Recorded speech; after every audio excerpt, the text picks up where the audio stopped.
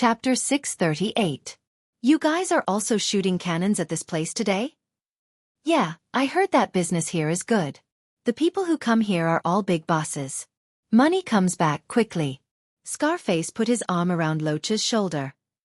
You've made a fortune recently, haven't you? Loach spat. What fortune? I let out a sum of money last month. Damn it, the person went overseas. Damn it, the boss is angry. Your boss isn't here often. Collect the rest of the money to make up for it. Loach shook his head. He's been here all this time, and the amount isn't small. It's not something that can be made up just like that. The boss said that he's going to send people overseas to chase after him. You haven't been here for a long time. I thought you've made a fortune and changed to the right path. Scarface knew what was going on. What right path? You just like to go out in the middle of the night. Which right path doesn't work at this time? Besides, no matter what you do, you can't make money as fast as us, right? Haha, yes. He asked Loach if there were any customers with good reputations who could pay back the money and introduce them. Loach generously introduced a few bosses to Scarface. An hour later, a commotion broke out in the casino. A burly man jumped onto the poker table, pointed at the dealer, and scolded, "Damn it! Cheating!" He pointed at the man opposite him. You guys are in cahoots. F***CK. You're bullying me, aren't you? Calm down. Who's cheating? The burly man in charge pushed the crowd aside. The burly man stepped on the table and rushed to the cards that the dealer was about to give to the man opposite him. He pressed down on the dealer's card dealer and flipped the cards on the table. Then, he flipped the cards in front of the dealer and drew. Everyone. Is this AF**king cheating? There are 5 aces in a deck of cards.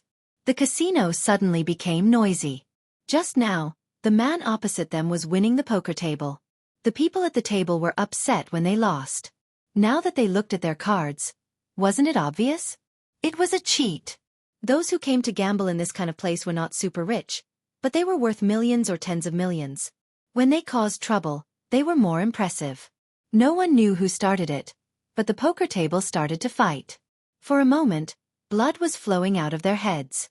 Gradually, there were cases of cheating in 3 places. When a cheater's finger was chopped off and he screamed, the casino was in chaos. Some people spread out in all directions and began to look for an exit. Someone came out with a knife to threaten them, but it was unknown who pushed them from behind and stabbed one of them. Blood splattered. After a sigh, there were screams. The bearded man slowly walked toward He Ping. Cell phones were not allowed in the venue, so they could not contact the outside world. However, Zhuang Yichen had said that time was the limit. If he could not confirm that He Ping was inside, he should give the money to his men and leave first. If he knows He Ping is inside, he will stay for a longer time. Zhuang Yichen lay on the sofa, stroking the big golden retriever's neck with one hand and looking at the time on his wrist with the other. He picked up his phone and called Jiang Zhao's personal phone. He scratched the golden retriever's neck and said lazily, "Brother Zhao, the dishes are ready. Why aren't you serving them?" Jiang Zhao said he got it. After hanging up, he called the Western District Police Station's captain. "Captain 1, I am afraid you will need to replace the word team with station soon. You better hurry up. Everything is ready. We are just waiting for your order." Usually, Captain Wen didn't dare to touch these underground casinos because they were protected by the director. One must know that an underground casino had to support many of his superiors' mistresses. However, the situation was different now. Since Mayor Zhang gave him the clue, the person behind him was the mayor. He had to be promoted even if he did not want to. "Captain Wen, what are you talking about? When did I give any order?" Jiang Zhao asked with confusion. Captain Wen suddenly regretted his rashness. At this time, he could not drag Mayor Zhang down. He wanted to be the station chief and go to the Municipal Public Security Bureau in the future. He did not even know the rules of the officialdom. So, he said immediately, "Boss, I have to carry out my task now. I can't chat with you. I will visit you another day." "Go ahead." Jiang Zhao smiled and hung up the phone. Looking at Jiang Zhao hanging up the phone, he sighed. "Jiang Zhao, you must hide it well. If you are so bad, who dares to mess with you in the future?" "Huh." Jiang Zhao traced the thin edge of the teacup with his finger and said with a smile, "If people don't mess with me, I won't mess with them. If they mess with me." When he tilted his head and looked at Zhang Rui, his eyes were deep, but there was a trace of ruthlessness in his smile. "I will definitely mess with them." Ouyang Shang made his home not feel like home anymore. He also wanted to let him know what it was like to be in a mess at home. 20 minutes later, a piece of breaking news was broadcasted on the radio. An underground casino in West Corner Village had surfaced, and there were hundreds of millions of yuan worth of gambling money. His henchmen had testified on the spot that the person in charge of the casino was Haiching's fourth master, Ouyang Shang's nephew, He Ping. The Western District sent out the police immediately. The media arrived at the scene almost immediately, and the video was released to the public immediately. On the television, He Ping was being held back by the police. There were bundles of red RMB. The small ones were 10,000 renminbi each, and many of them were 100,000 renminbi bricks that were taken out from the bank. The 2 poker cards were not enough to hold them all, and they were piled up like a mountain. Scattered 100 yuan bills could be seen everywhere on the ground. There was no time to deal with it, help, or rescue. The news that the fourth master's nephew opened an underground casino immediately spread throughout Haiching. The family Ouyang made a scene yesterday, and the lights were shining until dawn. Today, there was another big scene. Ouyang Shang was caught off guard. His sister, Ouyang Yu, was kneeling in the living room. She had already fainted from crying and woke up again. When she woke up, she sat on the ground and leaned against the sofa, wailing, "Brother, you can't just leave him to die." He Ping was arrested this time. "With such a large amount of money, I'm afraid he's done for. I only have one son, and we depend on each other for survival, brother." "What are you making a scene for? Didn't the news just come out? You're just a woman's view." Ouyang Shang shouted at Ouyang Yu, but he was also anxious. He was so worried that he had blisters at the corners of his mouth. The casino was doing well. He had made connections with all the people he could. He spent a lot of money to maintain the local police station, and he had also made connections with the higher-ups. Regardless of whether the casino was in a financial crisis or not, the casino could still make money. Therefore, under any circumstances, he had never thought of giving up on that lucrative business. Now, not only was the casino destroyed, even his nephew was locked up. The way the media reported it, it was obvious that they did not give him any face. However, the outside world did not know that he had a casino. Even his family friends did not know about his business. Who was the one behind his back doing this? Ouyang Yu got up from the ground. Her hair was already in a mess. "Brother, let's look for someone. He Ping has never suffered before. What if he was beaten up in there?" Ouyang Shang's face suddenly turned cold. He turned sideways and shouted, "That's my nephew, Ouyang Shang. Who dares to lay a finger on him? I want to see who has the guts to do so." Ouyang Yu nodded. "Brother, let's go and take a look. I'm worried." Jiang Zhao lay in the small room and watched the replay on the TV. He still felt angry, so he took out his phone and called Captain Wen. "Captain Wen, I'm calling to congratulate you for handling such a big case. Your future is bright." Captain Wen was happy to please him. "Boss, I'm busy at the moment." "Okay, go ahead. But when the time comes, we'll see if there's any merit." Jiang Zhao hinted that he wanted someone to confess. "I'll do a good job with this case." Hence, from time to time in the interrogation room, there was the sound of a man screaming in pain. There was also someone who asked calmly, "Tell me, who's the boss behind this? Tell us clearly. We've been monitoring this place for a long time. If you don't tell us the truth, you'll suffer. Let me tell you, if you dare to lay a finger on me, my uncle won't let you off. Just you wait." He Ping was tied to the chair behind his back. At this moment, he was suddenly kicked to the ground. His nose was bleeding, his teeth were bleeding, and the wounds on his skin were also bleeding. He could not continue with his threats. He could only cry out, "We're waiting. We'll record everything you say. If anything happens to us one day, the first suspect will be your uncle." He Ping looked like a sturdy man with a beard, but he was actually timid. At first, he wanted to take the blame, but now, he felt that there was no hope. He was arranged by Ouyang Shang to work in a place like the casino where he could earn a lot of money every day. Everyone gave Ouyang Sheng face and treated him well. He was always the one who hit others. When had others ever hit him? Those who took the statement and questioned him were all as fierce as the king of hell. They laughed and laughed, kicked, punched, and slapped him twice. He could not stand it anymore. Ouyang Sheng led Ouyang Yu into the car. Ouyang Sheng was calm and composed. The title of fourth master was well known in Haiqing. Everyone gave him face, so his calmness made Ouyang Yu feel much more relaxed. Ouyang Yu knew that there would be some risks in entering the casino. However, her son had been in the casino for so many years and had never gotten into trouble. It must be her brother's credit. Since her brother was so calm, she had nothing to be afraid of. When Ouyang Sheng got out of the car, he patted his clothes in a very imposing manner. Ouyang Yu walked over and tidied her hair. She hooked her arm around Ouyang Sheng's arm and entered the casino together. When they found the director's office, they did not see him. After asking, they found out that he was on a business trip. Moreover, he had only left in the afternoon. He had been transferred to the countryside at the last minute. Ouyang Sheng increasingly felt that this was a well-planned conspiracy, but he did not know where the problem lay. Where's the deputy director? The deputy director is also on a business trip. Answer their calls. Their business trip this time is a confidential mission. Their phones have to be switched off. I can't get through. Ouyang Sheng's expression became uglier and uglier. He was so angry that he asked loudly, "Where's the captain?" The police officer did not feel any pressure. He deliberately kept Ouyang Sheng in suspense and said slowly, "In the interrogation room, but no visitors." Awesome novel, Xinwu 799. Chapter 639. What? Ouyang Sheng grabbed the officer's collar. How dare you talk to me like this?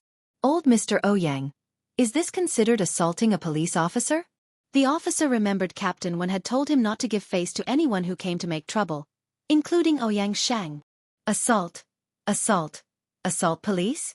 Ouyang Sheng's face was filled with shock and astonishment. Ouyang Sheng was very timid, and He Ping had inherited her personality. He pulled Ouyang Sheng's arm. Brother, let's think of other ways. Assaulting a police officer will get us into trouble. Ouyang Sheng swung his arm. Get lost. Why should I be afraid of trouble? The officer was young and had good stamina. He was not easy to be tripped by others. Moreover, he had enough of these rich people's arrogance. He wanted to make Feng Yu angry.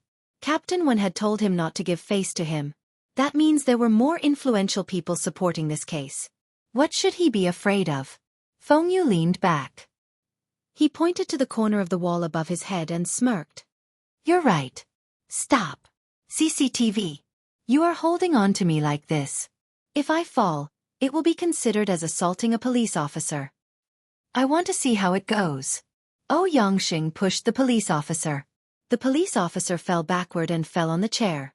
Then, he immediately fell to the ground. He covered his stomach and curled into a ball on the ground like a cooked shrimp. Soon, there was a commotion in the police station. Someone was assaulting a police officer. Jiang Zhao had been thinking about this and did not leave the room. When he received a call from Captain Wen, he opened the door. Boss, Ouyang Sheng really came to the station and assaulted a police officer. How should we handle this? Do you have evidence? Yes, we have CCTV footage. Is it a real assault? Jiang Zhao asked cautiously. From the CCTV footage, it is 100% a real assault. The officer had the motive to avoid and did not fight back. From the CCTV footage, the officer's attitude was very good. It was Ouyang Sheng who was looking for trouble. He grabbed the officer's collar and hit him. Send it to the radio and television stations that just broadcast the news. You have to be quick and deal with it before he notifies his forces. You know what to say, right? I know. I won't mention anything that I shouldn't. Yes, thank you for your hard work. What are you talking about? Boss, I'm hanging up. Jiang Zhao hung up and twirled the phone in his hand. He thought to himself, Ouyang Sheng, I'll pull your tendons. Ouyang Sheng did not expect that after so many years of being innocent, he would be arrested at this age. The entire police station was filled with hotheads, and there was not a single familiar face. The station chief was on a business trip, the deputy chief was on a business trip, and the captain did not come out to meet anyone. He was actually detained by a few hotheads. If news of what happened today were to spread, he would lose all his face. Sitting in the police room, he was pressed down by a few police officers to take his statement. He didn't want to say a word.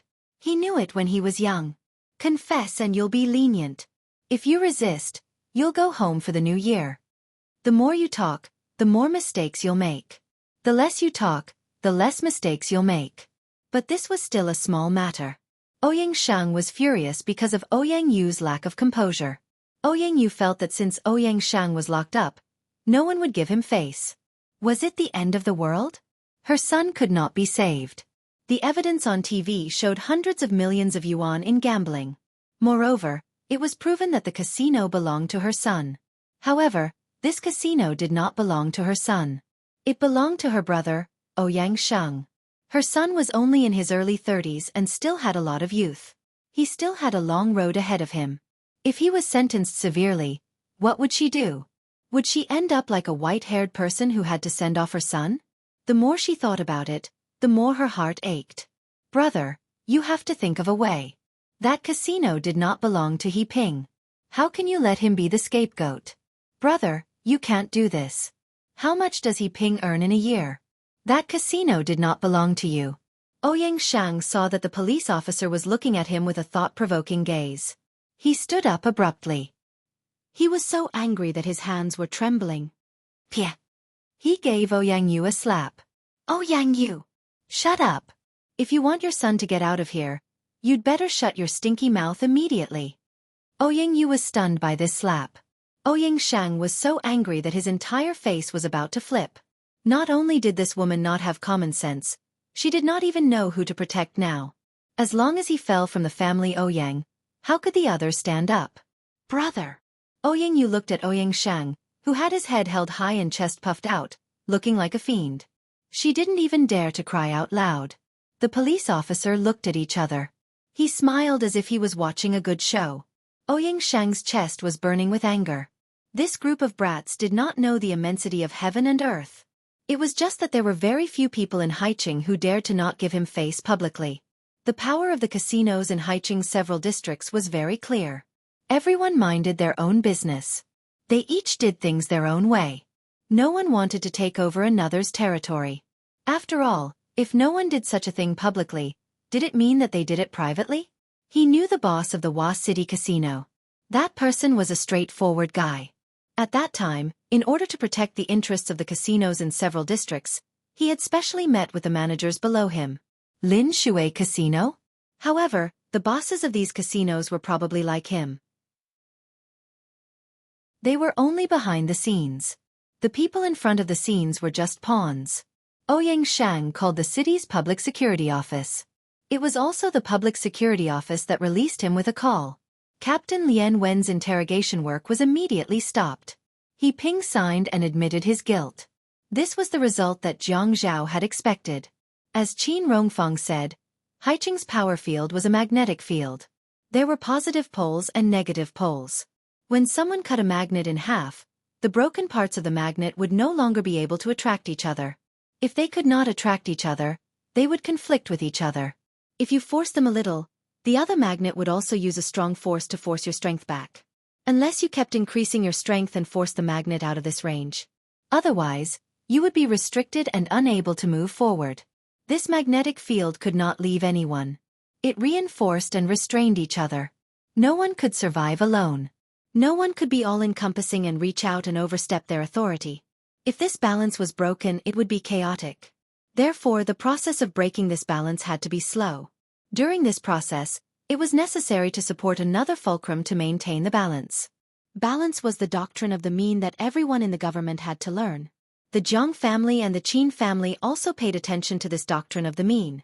Every child had to learn from a young age, learn how to balance and learn how to balance. Just like him and Zhuang Yichen. Without Zhuang Yichen, he would do things as if he had lost a wing. However, without him, Jiang Zhao, Zhuang Yichen would not be where he was today. They needed each other and restrained each other. This was balance. He wanted to restrain Ouyang Shang. He could only skin him bit by bit, pull out his tendons, anesthetize and infiltrate him bit by bit. He could not alert the enemy. After today's incident, Ouyang Shang would probably think that someone wanted to steal his betting spot. Who would know that the famous fourth master was involved in the casino business? Grandpa and father did not know. However, Jiang Zhao had a partner called Zhuang Yichen. Zhuang Yichen's business was half bright and half dark. Therefore, Ouyang Shang would never expect that his casino would be destroyed by Jiang Zhao. Jiang Zhao had achieved his goal. At this time he stopped. Ouyang Shang would not suspect him, and the elders in the family would not know. Even if they knew, they would not be angry. They would only damage Ouyang Shang's reputation and money.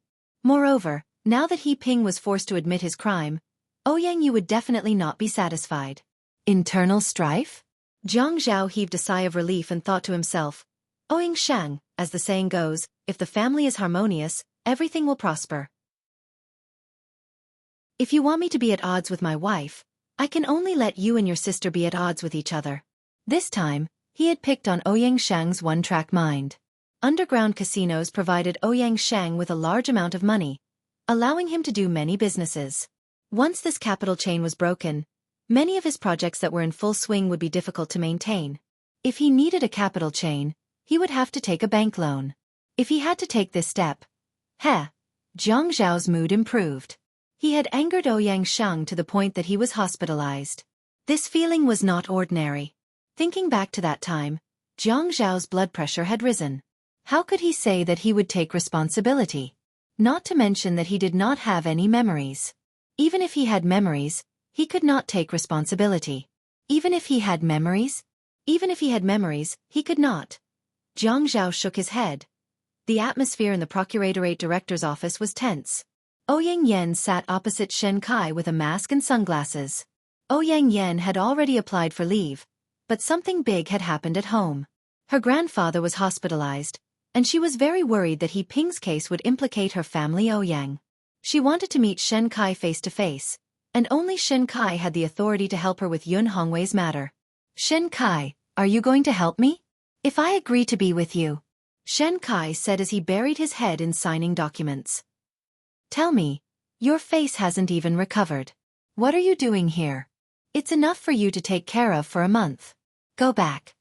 Ouyang Yan seemed to be spied on by someone. She shivered as if she had reached her climax. What did you say? Inspector O. Shen Kai raised his head and looked at Ouyang Yan. Even though he was wearing the prosecutor's office uniform, he still looked a little like a hooligan. His lips were crooked, and when he opened his mouth, his smile was a little evil. Fortunately, a handsome man with such a smile was not annoying. Instead, it was a little fascinating. Sometimes, don't be too confident. Agree? What do you mean agree? We both graduated from law school. Sometimes you have to think clearly about the meaning of a word. What is the basis for agreeing? The basis for agreeing is that I have a request. What request have I made that you need to agree to? You! Ouyang Yan slammed her slender hand on the desk and stood up angrily. Shen Kai, don't be so shameless. Face? My face? Shen Kai touched his cheek and continued to bury his head in signing documents. My face is still on my head. I don't need to cover it with a mask and sunglasses. Moreover, I have always felt that a woman's face is more important.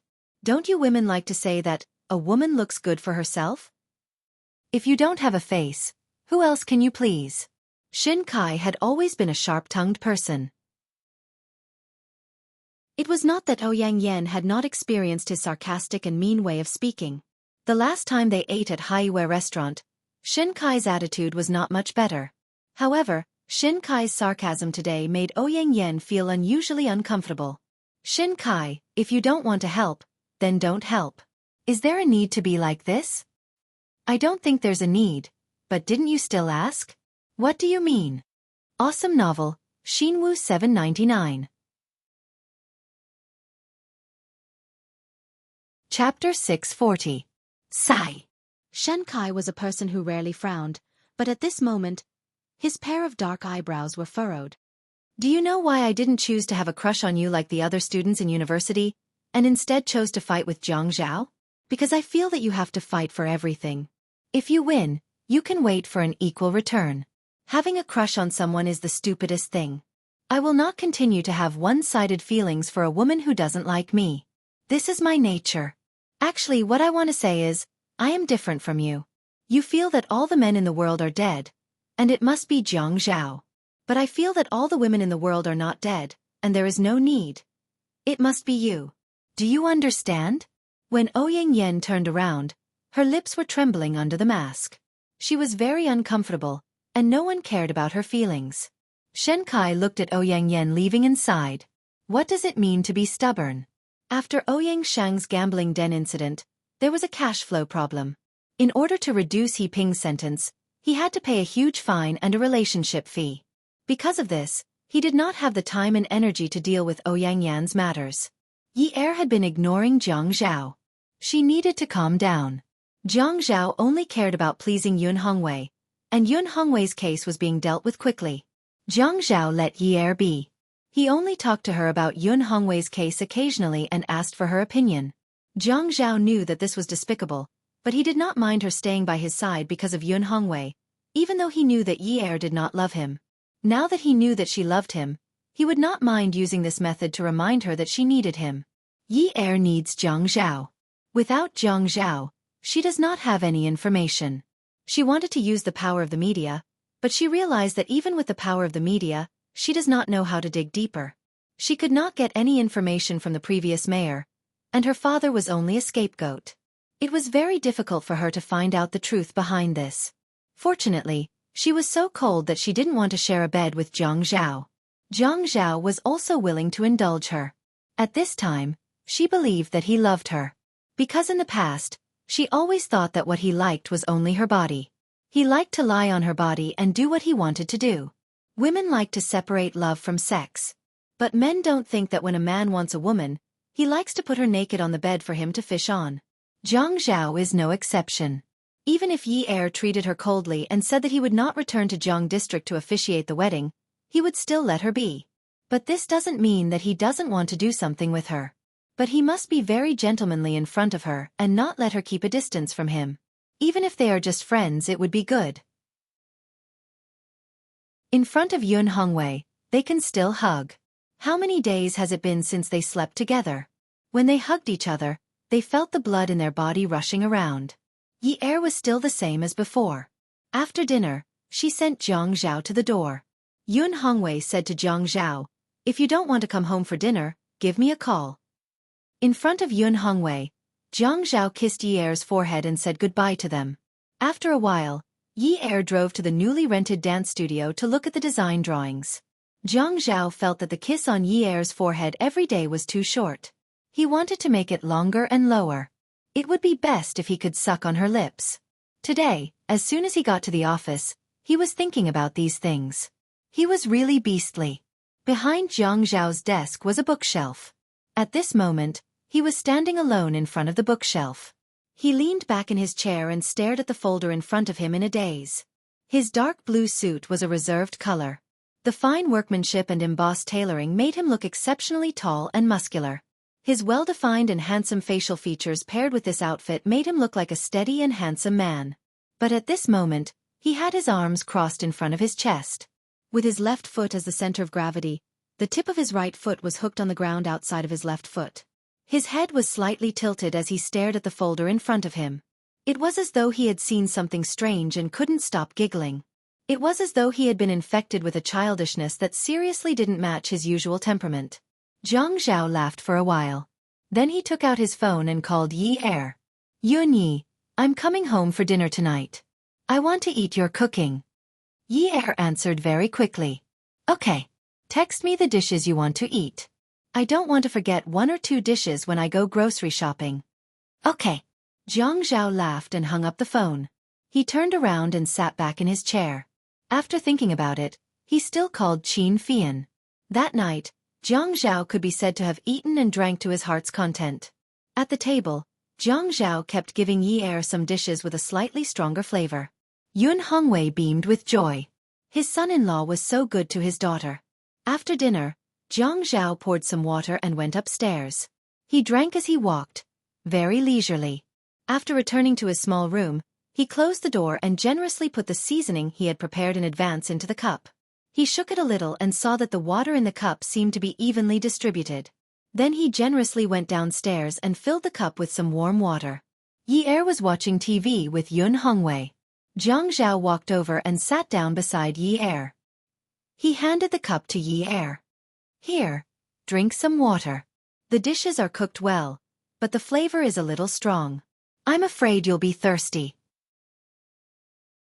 Yi Er pushed the cup away and didn't appreciate it. I'm not thirsty. Jiang Zhao hurriedly protected the cup, afraid that the water would spill. Drink it. I've already drunk half the cup. I poured some more for you. You've worked hard cooking tonight. Yun Hongwei turned his head and glared at Yi Er. I also think you're thirsty. Hurry up and drink it. Yi Er thought to herself, this is my biological father. Why is he siding with his son-in-law when it comes to drinking water? If Jiang Zhao wanted to buy people's hearts, he wouldn't have to do it so subversively, right? Looking at her father's threatening gaze, Yi Er lifted the cup. She held the cup and gulped down the large cup of water. Jiang Zhao took the cup and stood up. Yun Yi, Dad, take your time watching. I'm going upstairs. I still have some work to do. Yi Er replied with an N. Yun Hongwei said, don't work too hard. Yi Er made some sweet soup. Come down and drink it when you're done. Jiang Zhao said, okay, Dad. I'll go up then. He turned and went upstairs. Jiang Zhao held onto the wooden staircase railing. His mind was a little flustered, and he couldn't help but smile as he walked. Yi Er seemed to have sensed something and turned her head. She saw Jiang Zhao walking slowly upstairs as he looked at her and smiled. Don't you have work to do? You still have time to dawdle? Jiang Zhao pursed his lips. His shoulders twitched, and he smiled leisurely. He waved at Yi Er and said gently, if I don't come down, bring me a bowl of sweet soup when it's ready. Before Yi Er could reply, Yun Hongwei had already turned around. Go ahead. I'll get Yi Er to bring it up for you later. Satisfied, Jiang Zhaoji went upstairs to the study. He turned on the computer and started working. He had to finish reading the emails quickly. He also had to take a shower later. He had to see which pajamas were easier to take off. Yi Er felt her mouth and tongue dry. The dishes for dinner were really too salty. She stood up to get some water. The water was warm, but it didn't quench her thirst. She opened the fridge and found a Yakult. She opened the lid and drank it in 2 mouthfuls. It finally cooled down a little. It was still winter. Was there a need for that? Was it because the temperature in the house was constant and dry? Yun Hongwei knew that Yi Er was looking for water. Jiang Zhao was afraid that you'd be too salty, so he gave you water to drink. You didn't want it. See, you're still thirsty. Yun Hongwei also realized that he had become naggy because he stayed at home for too long and couldn't work. I see that you've been dissatisfied with Jiang Zhao recently. Look at yourself. How many men like Jiang Zhao are so responsible for their families? Jiang Zhao never goes out too late to socialize. When he can eat at home, he never goes out. He's also very tolerant of you. Are you starting to put on airs now that you're living well? Dad, what are you talking about? As Yi Er drank her water, she felt that she had been wronged. Jiang Zhao had been going overboard recently.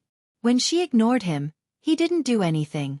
But he changed his strategy and adopted a more conciliatory approach. He changed his approach and actually started with her father. Her father didn't trust Jiang Zhao in the beginning. But now, he found him pleasing to the eye. People say that the more a mother-in-law looks at her son-in-law, the more satisfied she is. Wasn't her attitude too disrespectful to the person who created this saying? Yi Er, it's not that I want to nag at you, but you've turned a deaf ear to what I said to you the last time. Now, Jiang Zhao dotes on you and loves you. If you don't know how to cherish him, you'll push him away sooner or later. If you treat him well, he'll miss this home and want to come back. Every day, he comes back to see your cold face. Do you think he can't find a wife or something? Yun Hongwei said, looking at Yi Er, who was looking for a drink in front of the fridge in the dining room. Just watch. You can continue to act like this. Now, Jiang Zhao dotes on you and loves you. If you don't cherish him, you'll push him away sooner or later. He continued to talk about this. The moment he did, Yi Er felt like she had eaten a fly. Of course I know he's very charming. Truckloads of women like him. Yun Hongwei could hear the impatience in Yi Er's words and stopped talking. Young people don't know how to cherish. He turned back to continue watching TV. Yi Er was not in the mood to continue talking.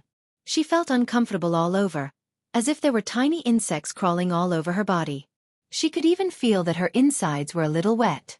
This was too terrible. She felt that her face must be red right now. How could this be? She didn't open any novel websites today, and didn't read any of those unscrupulous online novels. Even if she did, she had been doing something like green net cleansing during this period of time. All the novels written by authors were as clean as water could be. Not to mention meat, there wasn't even any meat soup to drink. She couldn't let her imagination run wild, right? Yi Er took an iced Coke, closed the fridge door, and ran upstairs. After drinking a few mouthfuls of the Coke, Yi Er realized that she had become naughty.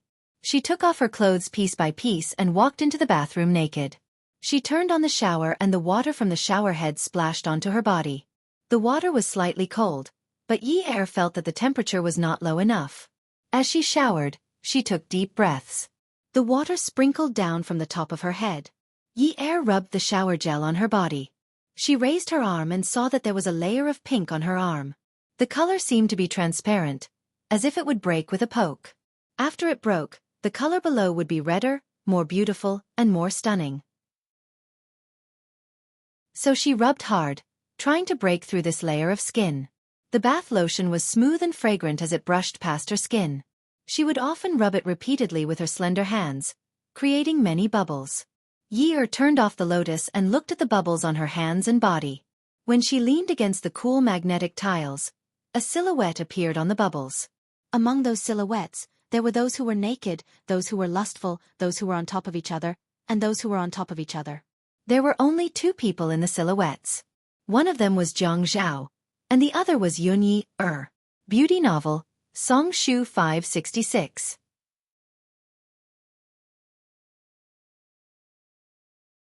Chapter 641. That man was seductively teasing her on the bed. She was looking at him in a daze under him, begging him to give her, begging him to love her. The bubble burst all of a sudden, raising fine gray-like bubbles. When the bubble burst, Yi Er seemed to have heard a loud bang. That feeling was unbearable, anxious, disappointed, angry, and disgusted. Why did it burst? Why didn't he continue to let her see those charming scenes? She rubbed her hands together and slowly pulled them apart. She pulled out another big bubble and placed it in her palms. Her heart was filled with that man again. His forehead was covered with sweat from his lust. His shoulders were broad and strong, and his arms were firm and safe. He could hold her back with one hand and keep her away from the bed. His other hand was propped up on the bed, and he was sweating profusely on her body. Yi Er's mouth was still dry, but her tongue was still irritated. She turned on the shower again and adjusted the water to ice cold. When the water hit her body, she didn't feel cold, only itchy and numb. Yi Er felt that she was sick. Love sickness? Love. Spring sickness? Zhang Zhao had said before that at her age, she could think. It was spring. She hadn't paid attention to Zhang Zhao for a long time, but it shouldn't be like this, right? She sat on the cold floor and felt that she was becoming more and more unprincipled. She had an idea. She wanted a kiss from him, a caress. Yes, a caress would be enough. She didn't want anything else, just a touch. She felt that she didn't dare to touch herself anymore. Once she touched him, she would want to tear herself apart. It didn't matter if she closed her eyes or not. Her mind was filled with Zhang Zhao, and Zhang Zhao. And she actually remembered that time in the Qin Palace. He was like a magnificent evil spirit that tore her apart. He was so violent and ruthless as he took her. There were many times when she thought that he had fallen asleep and wanted to leave, but he held her back and tore her apart again. He was like a beast that couldn't be fed. She could only escape when he was tired. Then there were those nights where there was no pain, only pleasure. Yi Er wondered why Zhang Zhao had suddenly become a gentleman. Why didn't he just smash her door open with an axe like that time, then rush in, throw her on the bed, and ravage her violently and cruelly? When Zhang Zhao heard Yi Er rushing up the stairs, he turned off his computer. After Yi Er closed the door, he went to listen for any sounds. Then he returned to his room and took a shower. As he showered, he sang a song. What song should he sing? Anyway, it was fine as long as it was happy.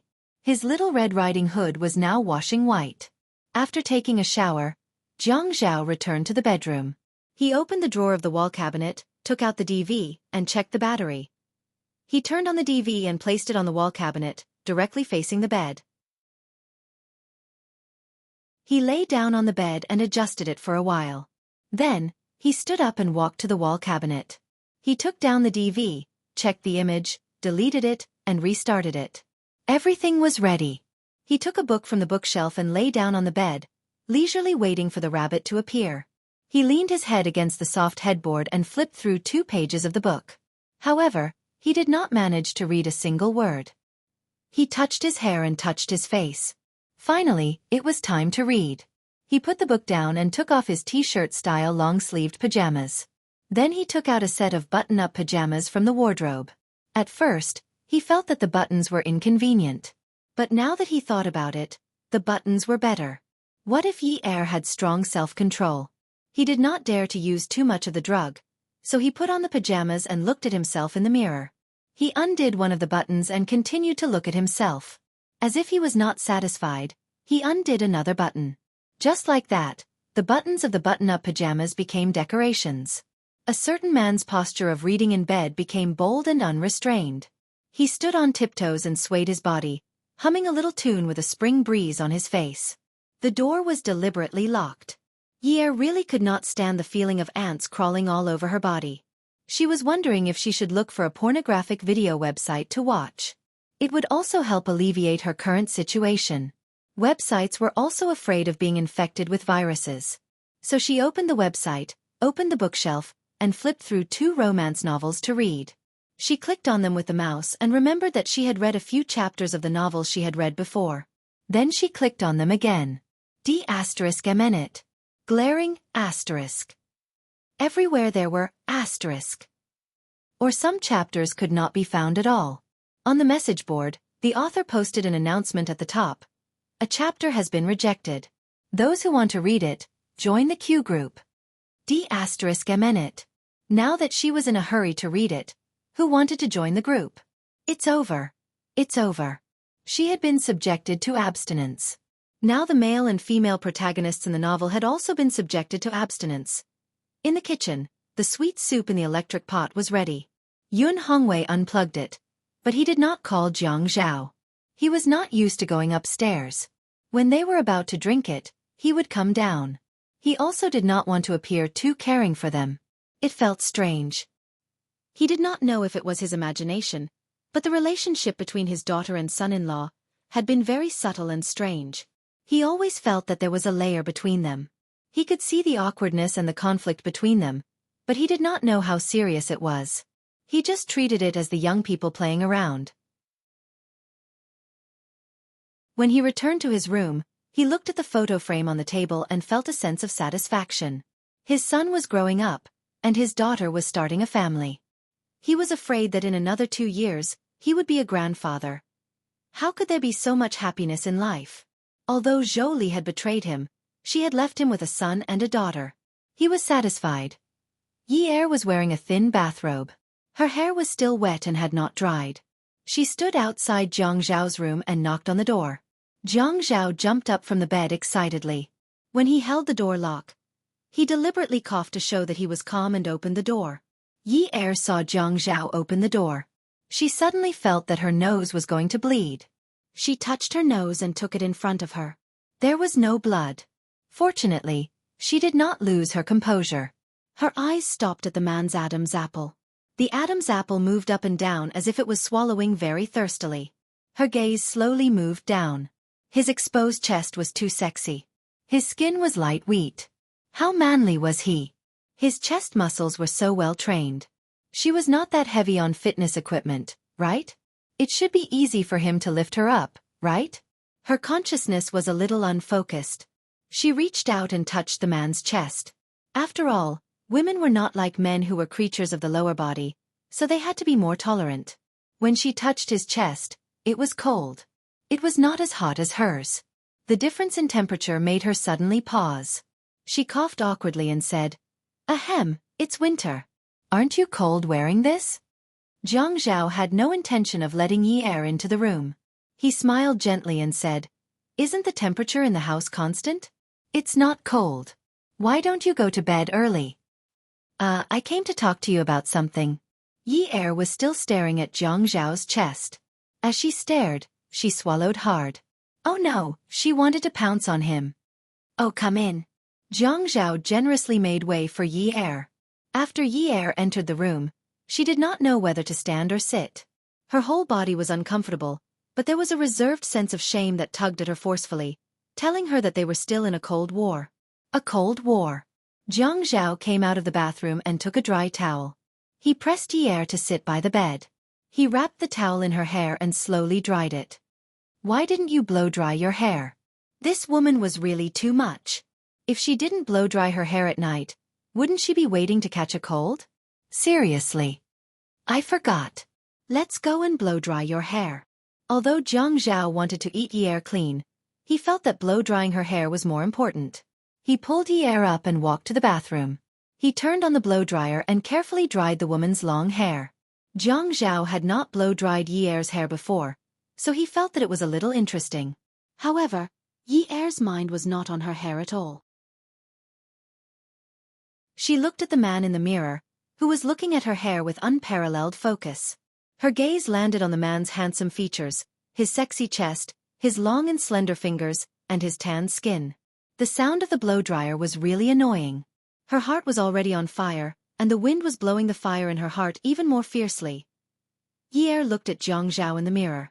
She had already stripped him clean with her eyes, and he was completely naked in front of her. Jiang Zhao had just hung up the blow-dryer when Yi Er turned around to help him button his clothes. Yi Er knew that her nose was bleeding, but she could not help but persist. When she persisted, she could not help but fantasize. Even when she was buttoning his clothes, she was unwilling to do so. Just as Jiang Zhao grabbed Yi Er's hand, Yi Er was done for. "Yun Yi, didn't you have something to talk to me about?" Jiang Zhao held Yi Er's hand and wrapped it in his palm. He gently caressed and slowly rubbed it, until the woman's eyes were filled with intense passion. Oh, Yi Er's voice was not correct, and neither was her voice. This sound seemed to be squeezed out from her lungs, not from her throat. When this "oh" was squeezed out from her lungs, it did not go through her mouth often. Most of it went into her nasal cavity, and from there, the sound was weakened and transmitted out. Such a soft and seductive voice stimulated Jiang Zhao to tremble.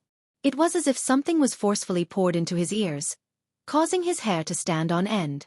It was not fear, but an uncontrollable impulse. Jiang Zhao thought to himself, bear with it, bear with it. He pulled Yi Er to the bedroom and said seriously, "Yun Yi, why are you looking for me?" "No, nothing." Yi Er shook her head. If she did not pounce on Jiang Zhao soon, she would burn into charcoal. "Then I'll send you home?" As he spoke, he hugged Yi Er and planted a kiss on her forehead. Rest early. This was bad.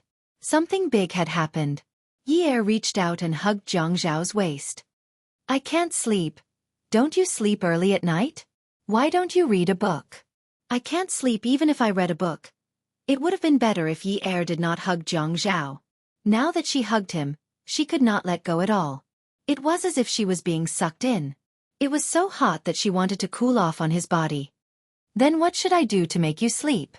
"I think." Yi Er felt embarrassed. She was the one who started the Cold War, but in the end, she was the one who jumped out first and wanted to skin Jiang Zhao and eat him up. This question was still echoing in her mind when she pushed him onto the bed. As she stroked the man's chest, Yi Er panted and said hurriedly, "Aren't you hot? Let me help you take off your clothes?" Jiang Zhao tugged at his clothes, looking confused. "I'm not hot. Even though it's not cold at home, it's not hot either." "I think it's quite hot. Take it off. You'll get sick from the heat." "It's really not hot." Jiang Zhao, what's wrong with you here?" Yi Er pointed at Jiang Zhao's crotch and laughed sinisterly. Jiang Zhao's face immediately turned red. "Go back to your room and sleep. Stop touching my body. Take it off, take it off. Didn't you say you were going to ignore me? Why are you taking off my clothes again?" Jiang Zhao placed his hand on Yi Er's butt and pinched it hard. Yi couldn't take Jiang Zhao's pinch. At this moment, she couldn't take it anymore and didn't want to take it anymore. Since he had already eaten, then so be it. Of course, why would I ignore you? We're husband and wife. Isn't it normal for us to take off our clothes and sleep together? Jiang Zhao was delighted. He reached out and undid the belt of his thin robe. Yunyi, you can't just think about your lower body, right? You can't say things so casually. You have to admit it. Yes, I admit it. At this moment, Yi felt like she had finally become a beast. She didn't care anymore. She couldn't care about anything. She had to put out the fire first. She would agree to anything he said. Jiang Zhao glanced at the camcorder on the bookshelf from the corner of his eye. He grabbed Yi's hand that was reaching down to his lower body. He resisted the urge and asked seriously, "You're not getting a divorce anymore?" Yi gritted her teeth. A beauty was right in front of her. "I'm not getting a divorce anymore."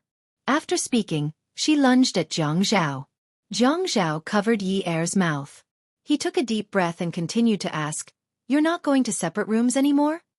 Yi's mouth was covered, but her hand wasn't.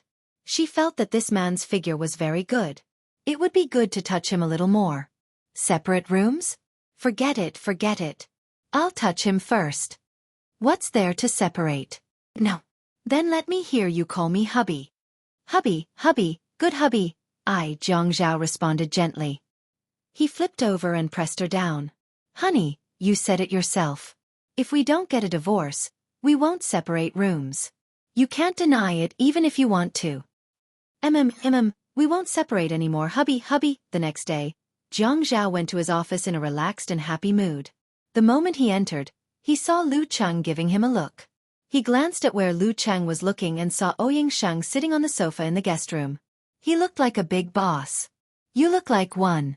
He nodded at Lu Cheng and gestured for him to close the door. Jiang Zhao reached out and brushed the dust off the hem of his suit. Sir.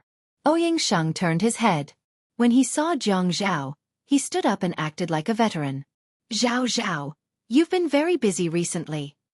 Of course I've been very busy. Jiang Zhao sat down on the other sofa and deliberately said sarcastically, Sir, you're looking more and more radiant. Your body is getting healthier. As expected, Ouyang Sheng's expression changed. He had just been discharged from the hospital 2 days ago. Qin Rongfang had visited him. Although Jiang Zhao didn't visit him, it was impossible that he hadn't heard about it. This brat was looking down on him more and more. Now the medical standards are high, and the lifespan of the elderly is longer. I'm afraid he won't die anytime soon. Jiang Zhao stood up and poured a cup of water in a disposable paper cup. He handed it to Ouyang Sheng and laughed as if he was joking. People will die sooner or later. I understand. Ouyang Sheng had just been discharged from the hospital. He was so angry that he wanted to be hospitalized again because of Jiang Zhao's actions and words. Qin Rongfang liked tea, and so did Jiang Zhao. Therefore, there was a high-end tea set in the reception area of Jiang Zhao's office. Jiang Zhao didn't boil water for him. Instead, he poured him a cup of water from the water dispenser. He knew that he had just learned about it from the hospital, but he actually said that people would die sooner or later.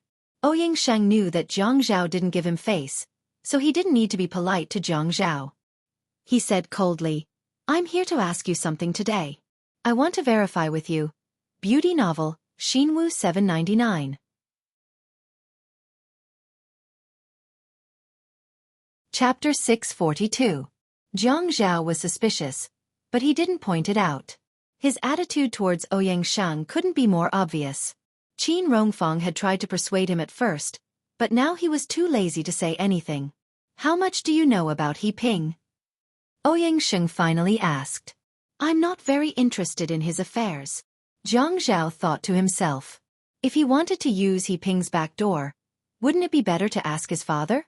His father had a stronger relationship with him, and it was easier for the older generation to talk to him. Why did he come here to ask him? Do you have a deep opinion of family Ouyang now? Ouyang Sheng let out a deep breath and stared at Jiang Zhao without blinking. Jiang Zhao met his gaze, but he was calm and composed, without the slightest hint of nervousness. Slowly, he pursed his lips and couldn't help but smile. Fourth Master, Everyone is talking about family Ouyang. You also know that with my identity here, I should avoid arousing suspicion.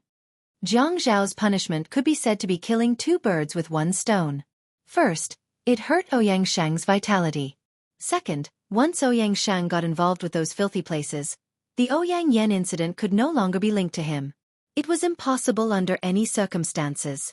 Not to mention that the Qin and Zhang families didn't agree to divorce so easily. Even if they forced him to divorce, they couldn't let him marry into family Ouyang. The background of an underground casino was not something that a politician should be involved with. Avoid arousing suspicion? Ouyang Shang's withered palms rested on his knees, the white of his fingernails showing his strength. Do you not want to take responsibility for Yun Yun? Do you think you can avoid arousing suspicion just because you want to? Responsibility? Jiang Zhao knew that this matter couldn't be let go so easily, but when it was mentioned, there was still a flickering flame in his consciousness that burned very quickly. Don't say that nothing happened between us. Even if something did happen, I can't take responsibility for her. Do you think I don't know that you've drugged me and set me up? Don't talk about responsibility. Even if you ask me to compensate you with money, I won't do it. I feel like I've suffered more losses. Jiang Zhao. Ouyang Shang abruptly stood up. Suddenly, he felt his blood rushing to his head and could not stand steadily. He realized that his illness was acting up again. Yun Yun has been in a relationship with you before. How dare you say that you want to compensate her? How dare you say that you're at a disadvantage? Am I not at a disadvantage? Jiang Zhao was still sitting on the sofa. He crossed his legs and tilted his head to look at Ouyang Shang. The corner of his mouth twitched slightly as he smiled. Don't you think that I'm the one at a disadvantage? I'm married. My wife divorced me because of this matter. My grandparents got ready in the middle of the night and rushed to High City early the next morning because of your call. Most importantly, my grandmother has always been afraid of flying. Because of my wife's divorce, my work efficiency has decreased and my quality of life has decreased. Is this not serious enough? Tell me, what did you guys lose? Is Ouyang Yan's family in danger of falling apart because of this? Who do you think is at a disadvantage? Even if I have to compensate, I think it should be you, the person who set us up, who should compensate me. What responsibility do you want me to take? Yun Yun said that you would wait for her to come back. Jiang Zhao, you're a traitor. Literally, I said that I would wait for her to come back. Aren't all of you waiting for her to come back? My original words were that no matter where she goes, High City will always be her home. We will all wait for her to come back.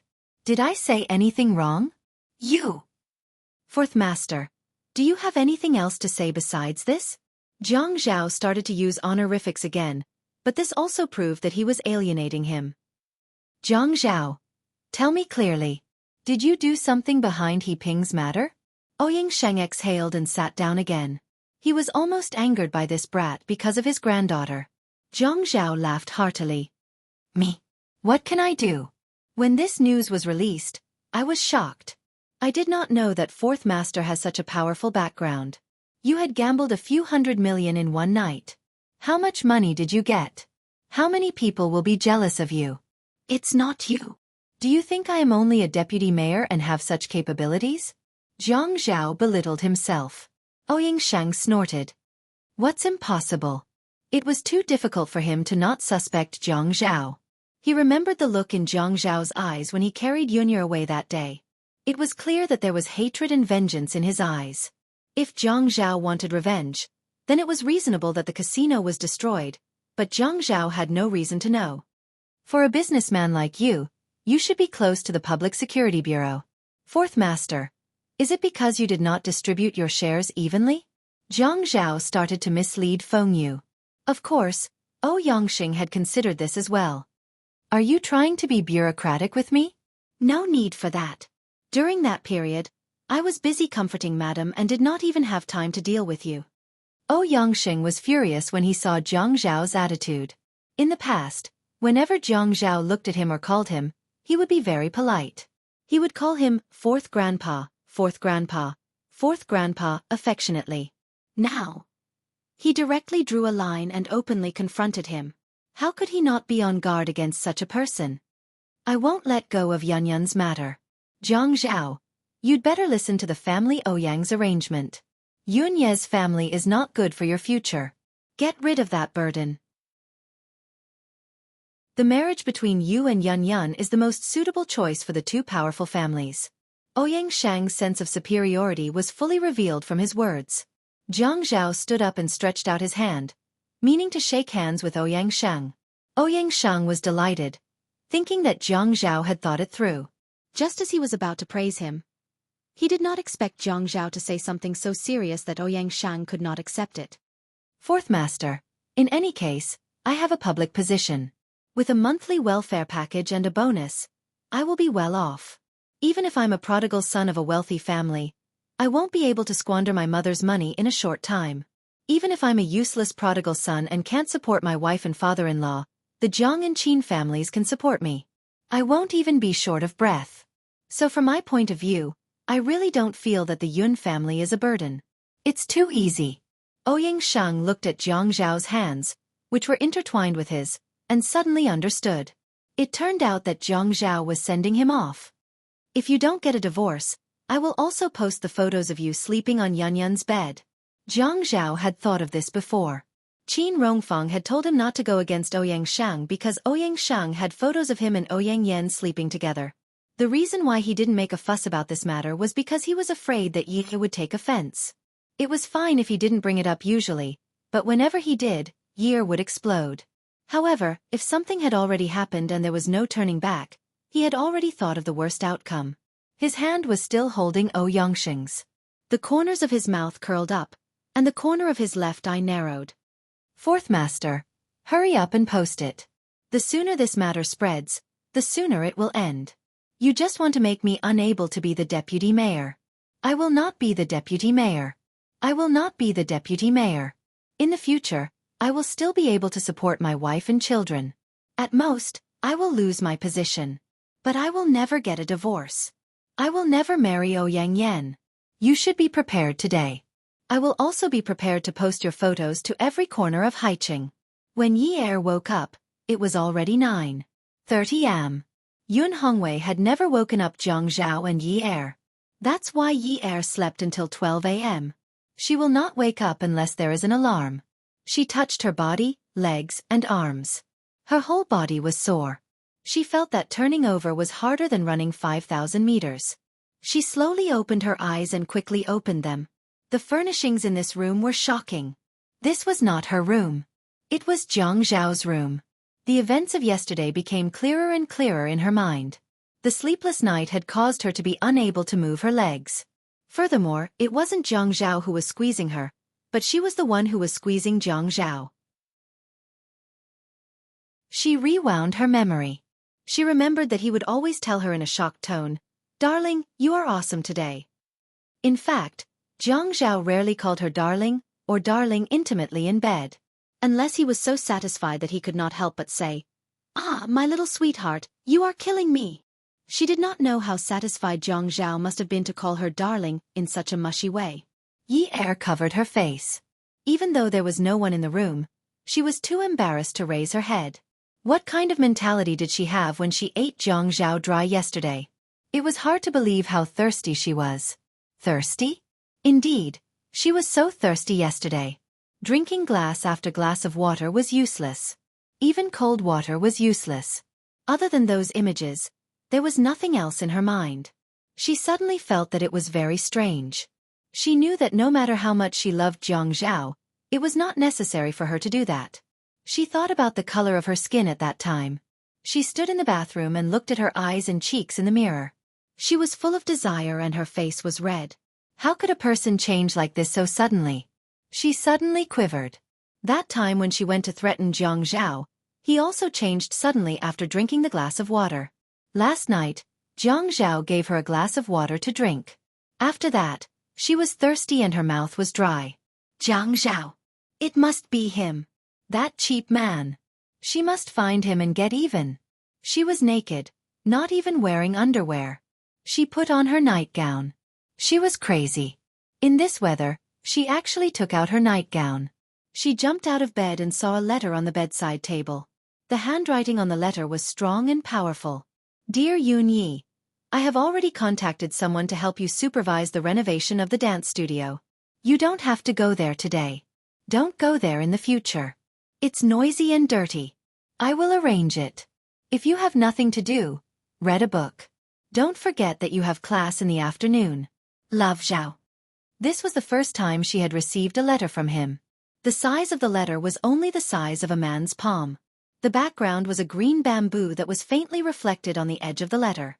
She had never seen such handwriting before. She didn't know if it was Dear Yunyi in front or Love, Zhao in the back. Anyway, she felt that her vision was a little blurry. During this period of time, he had told her many times that he loved her. Every time she sent him to work, after he planted a kiss on her forehead, he would always say softly, Yunyi, I love you. If she could turn back time, it would be a wonderful thing. After putting the letter back, Yi Er tidied the bed and left Jiang Zhao's room. Beauty novel, Hong Cha 866. Chapter 643. Yi Er went to class in the university town, which was much more peaceful than before. The hairstylist also lowered his head when he saw her. He didn't show off his LV or Cartier in front of her like he used to. Yi Er thought that he probably knew who her husband was, so he was being polite. She didn't know that the hairstylist couldn't even work for 15 yuan anymore. He could only do it at home to save money. The family business was hard to run and his pocket money was so deducted that he couldn't use it to pick up girls. Men always wanted to save face. They really didn't want to be embarrassed in front of the girl they liked. When Yi Er was in the university town, she always ate with Xia Qian. Xia Qian was going to start her internship next year. The two found a relatively empty table in the cafeteria and sat down. Yi Er, what do you think of me? Xia Qian took a sip of soup. Pretty good. Yi Er didn't lie. She thought Xia Qian was pretty good. Xiaoyu was also very good. I mean, what do you think of me as a host? Ah. Yi Er felt that she was being rather unprofessional. In the past, she didn't even need to draft a script when she saw Jiang Zhao lying. But now, when she was facing Xia Qian, she was conflicted. It wasn't just a normal kind of conflicted. How should she say, I think you can definitely do it well? If she became a host in the future and didn't do well, she would scold her and say that she chose to be a host because of her. But if she said, impossible. If she went into another industry and didn't do well, she would still scold her and say that she didn't become a host because of her. If she became a host, she would definitely be popular. Xia Qian, this idiot, could definitely say these words. She was also afraid of being scolded by Xia Qian. Yunyi, you're not loyal. Xia Qian snorted and threw a piece of braised pork into her mouth. She chewed it with relish. How am I not loyal? Xia Qian finally had a piece of meat in her stomach. Let me put it this way. I want to develop my career as a host. Do you support me? Yi Er slapped his thigh and said generously, Of course, as your friend, I will support you no matter what decision you make. If you have a dream, then go ahead and do it. I will support you no matter if you succeed or fail. Well, it's worth it to have a friend like you. Yes. Xia Qian scooped up a spoonful of tomato and egg soup and said generously, Cheers. Yi Er was already used to it. He also scooped up a spoonful of tomato and egg soup. Their spoons touched. Cheers. The two of them picked up their spoons and drank the tomato and egg soup in one gulp. But as soon as he drank it, Yi Er wanted to spit it out. Xia Qian said, Then tell Jiang Zhao tonight and ask him to arrange an internship for me at the TV station. Pfft. Yi Er really wanted to spit out the soup. Ah. Why do you want to look for Jiang Zhao? It wasn't that she didn't want to. Firstly, it wasn't the right time for her and Jiang Zhao to talk about this. Secondly, she was afraid that Jiang Zhao would owe too many favors outside. Her father's matter was already very difficult to handle. Xia Qian's mouth twitched. Didn't you just say that you would support me? Yes, I said that I would support you. That's why I asked you to support me. You found Jiang Zhao and I entered the TV station. This is the best support. Qian, I said that I would support you spiritually. I didn't ask you to support me physically. Yi Er said, Even if you want my body, I can't give it to you. Are you saying that you're messing with me? Are you just trying to show off your glib tongue? What do you mean spiritually? Are you trying to trick a 3-year-old child? Who doesn't know how to talk big? Is this how friends do things? It's fine if you don't have the resources, but even if you have the resources, you won't help me? Xiaoqian began to display her expertise as a media person. Do you think it's easy for me? I'm already so old, but I only have one best friend other than my sister. I even treated you sincerely. When you were pestered by a hooligan, with one phone call, I came all the way here to save you and bring you from the darkness to the light. When you were hospitalized, I visited you every day. I even found music for you and taught you which songs and which dances to which. I don't know how to dance, so I just looked for information online and told you when I found something. I just hoped that you would wake up soon. Those who didn't know better would think that I fell in love with a lesbian. Has your conscience been eaten by dogs? Yi screamed in her heart. She really couldn't afford to be hurt. Going from one door to another in the university town was like trekking through mountains and rivers. Who would dare to argue with a media person? However, she really remembered how Xiaoqian and Xiaoya treated her when she was hospitalized. The soft parts of her heart were always touched. Okay. I'll go back and talk to my husband tonight. But I can't guarantee that it'll work, Xiaoqian interrupted her. Whether it works or not depends on your sincerity. Damn it. Yi's teeth were itching. Was this girl looking for a job or trying to persuade her to drink? Why don't you look for your sister? Your sister is very capable. Xiaoqian shook her head and scooped rice into her spoon. I think it's time for me to be independent. I'm already so old, but I rely on my sister for everything. I feel very guilty. With that, she put a spoonful of rice into her mouth and chewed. Yi told herself that she couldn't lower herself to Xiaoqian's level. She had to maintain a normal heart. However, she couldn't help but say, "You've become independent from your sister, and now you're looking for someone to rely on? When are you going to become independent from me?" Haha, wait until I find someone to rely on. God, please give Xiaoqian a person to rely on. Amen. Yi began to pray sincerely.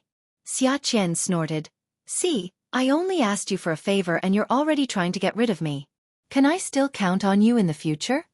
Yi rolled her eyes at Xiaoqian. Eat. Jiang Zhao adjusted his schedule and said that he had something to deal with in advance. In fact, he was going to the university to pick up Yi from school. Yi already drove. In front of Xiaoqian, she said that she would drive back so that it wouldn't be inconvenient for her to go to school tomorrow morning. Unexpectedly, Xiaoqian quickly said to Jiang Zhao, "Take Yi home. Ask Yi to give me the keys. I'll drive the car to 9th Mansion. I'll throw my bicycle in the trunk and ride it back. I have to ride it every day anyway." Yi said, "Huh?" She looked at Xiaoqian in surprise. She didn't dare let Xiaoqian drive the car. Unexpectedly, Jiang Zhao agreed to Xiaoqian's request. Yi got into Jiang Zhao's car but sat in the back. Jiang Zhao was disappointed. Did their relationship not improve after what happened last night? "Wifey. Let's go watch a movie after dinner." "Who are you calling wifey?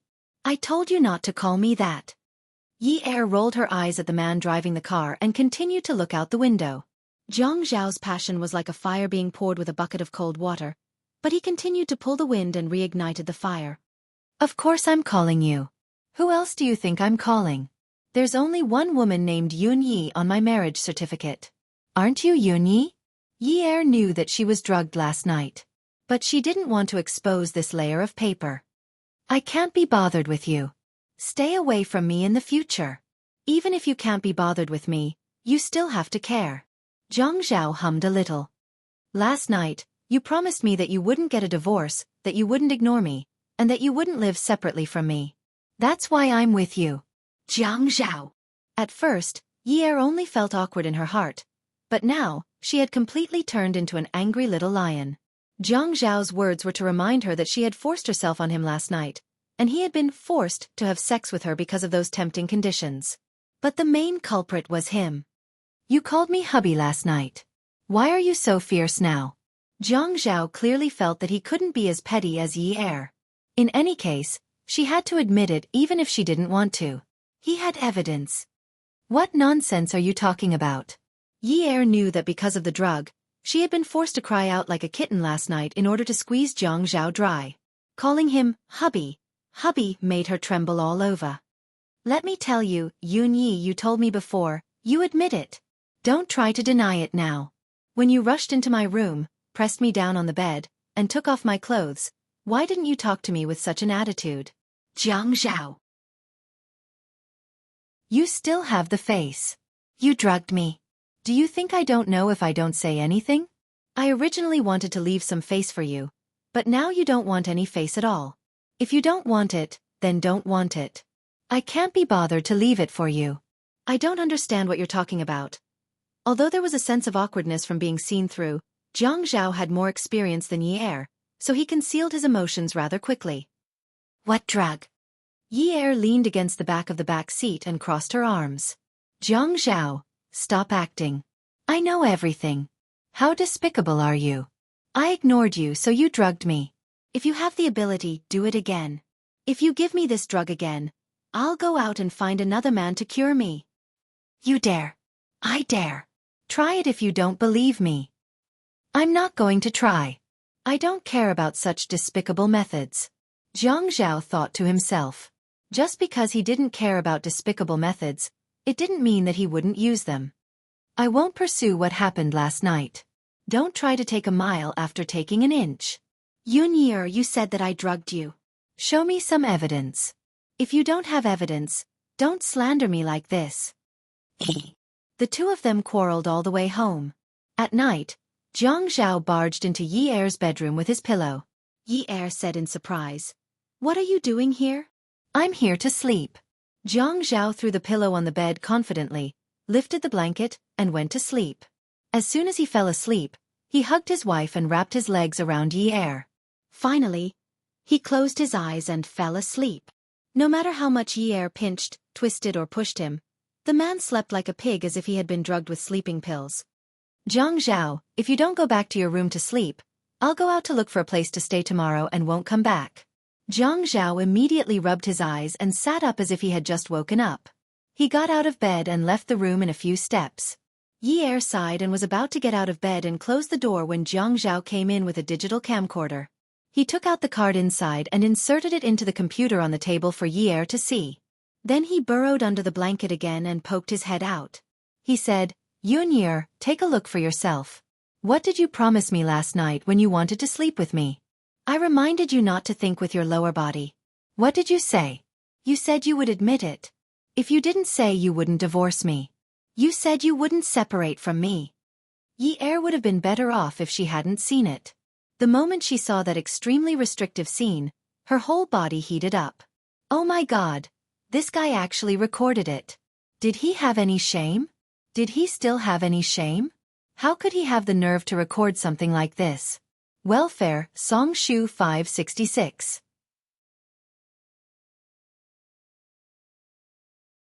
Chapter 644. Yi Er wanted to crawl under the bed and hide under the bed. Jiang Zhao couldn't take it anymore. Although he was exhausted last night, the scene was replaying now. The scene was revisited, and the scene was replaying in his mind. He sighed. "Honey, let's go to sleep." When he heard the sound from the computer suddenly stop, he thought Yi Er was going to turn off the computer and go to sleep.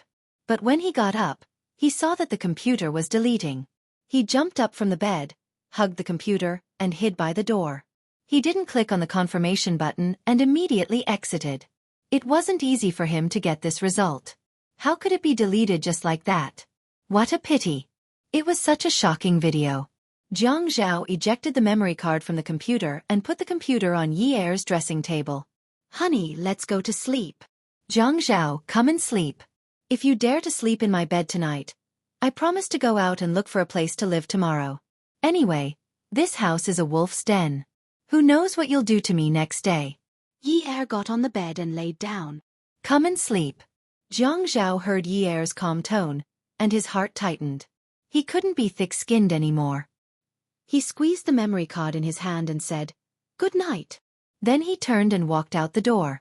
Jiang Zhao returned to his room. He lay on the bed and couldn't fall asleep. Love a person needs how long? Hate a person needs how long? From love to hate a person needs how long? After hate, will you continue to love? The room was very quiet. He turned off almost all the electrical appliances, and the doors and windows were closed. But his watch was on the bedside table. The sound of the mechanical gears was infinitely amplified in his ears. It was like a big gear in a big processing plant making an unpleasant sound. It felt like someone was stuck in the gears. The gears kept turning, and the person was crushed into a bloody mess, screaming in pain. He didn't understand why he would think of such a scene. Just as he said to Ouyang Shang, his work and life were greatly affected because of that incident. He had to think about how to make Yi-Er laugh almost every day. Human nature was not like this, but it had to be like this. He didn't know how much he loved her, but he knew that she hated him. Now, he was like a person standing outside a large gear, feeling like someone was going to push him in. That bloody and mangled appearance was really disgusting. He started to hate himself. I hate myself now. Southern Family Garden Zhou Li was applying her makeup in front of the mirror. Yuan Shichong stood behind her and held her shoulder. Xiao Li, there's hope. His words were full of emotion and relief. The family Ouyang servants released some shocking news.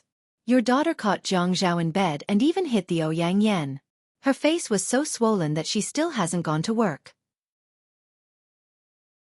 It's not surprising that no one knows about Ouyang Shang's nephew, but have you thought about it? If this matter gets out, Jiang Zhao will be forced to divorce. Moreover, if he gets involved with the family Ouyang, who has a background in the casino, Jiang Zhao's future will be affected. I don't have to be too afraid of him. Yuan Shichong was very excited as he described it vividly, but Zhou Li was already having a variety of expressions. Caught in bed? You're saying that Jiang Zhao has another woman behind Yi-Er's back? You don't know, right? Haha, why would your daughter tell you about this? She doesn't even treat you as her mother. Zhou Li's heart was filled with bitterness. She wanted Yi-Er to get a divorce, but when she heard Yuan Shichong say that Jiang Zhao had an affair, she felt sad for Yi-Er. Before she could apply the lotion on her face, she stood up, picked up a fur coat in her bag, and got ready to go out. Where are you going? Zhou Li had already reached the entrance and changed into her favorite high heels. They were a magic weapon that could add points to her temperament. I'm going to 9th Mansion. It's the middle of the night. Yuan Shichong was very unhappy. Don't tell me you're going to see Yun Hongwei? Don't think too much. Just as Jiang Zhao was tossing and turning, unable to fall asleep, he received a text message from Yi-Er. Jiang Zhao, don't do those things to me in the future. Give each other some freedom and let me liberate myself, okay? If you don't let me forget about that matter and rush to be with me again, it won't do either of us any good. I'll always be bothered and can't let it go. Actually, I really want to let it go, but I need time. Jiang Zhao looked at the text message and saw what she said. Actually, I really want to let it go too. Actually, she wanted to let it go too, but she couldn't. Okay, from tomorrow onwards, I won't interfere with you anymore. Do whatever you want to do no matter what. I'll wait for you to come back. Jiang Zhao sent this text message, deleted it, and changed it. It took him nearly half an hour. He wanted to be strong and domineering. He wanted to say that he wouldn't allow it. But when it came to things like standing, it was never clear. He was the one in the wrong now. He had no position or right. What he needed was to give her time and beg for her forgiveness. The doorbell downstairs rang continuously. Yi-Er knew that her father would open the door, but she still got out of bed. When Jiang Zhao heard Yi-Er open the door, he also got out of bed. Yun Hongwei looked at Zhou Li at the door. His mouth opened, but he didn't say anything in the end. He let out a soft, trembling sigh. Mom. Jiang Zhao and Yi-Er walked to the door together. Jiang Zhao spoke first. Mom, come in and have a seat. Yun Hongwei didn't say anything and made way for Zhou Li. The moment Zhou Li entered the door, she didn't even take off her high heels. She stood in the shoe-changing area, one hand gripping her bag tightly while the other was stretched out. She raised her head and slapped Jiang Zhao's face harshly. You're so shameless. Yi-Er quickly grabbed Jiang Zhao, touched his face and shouted, Mom! Yi-Er was a little angry.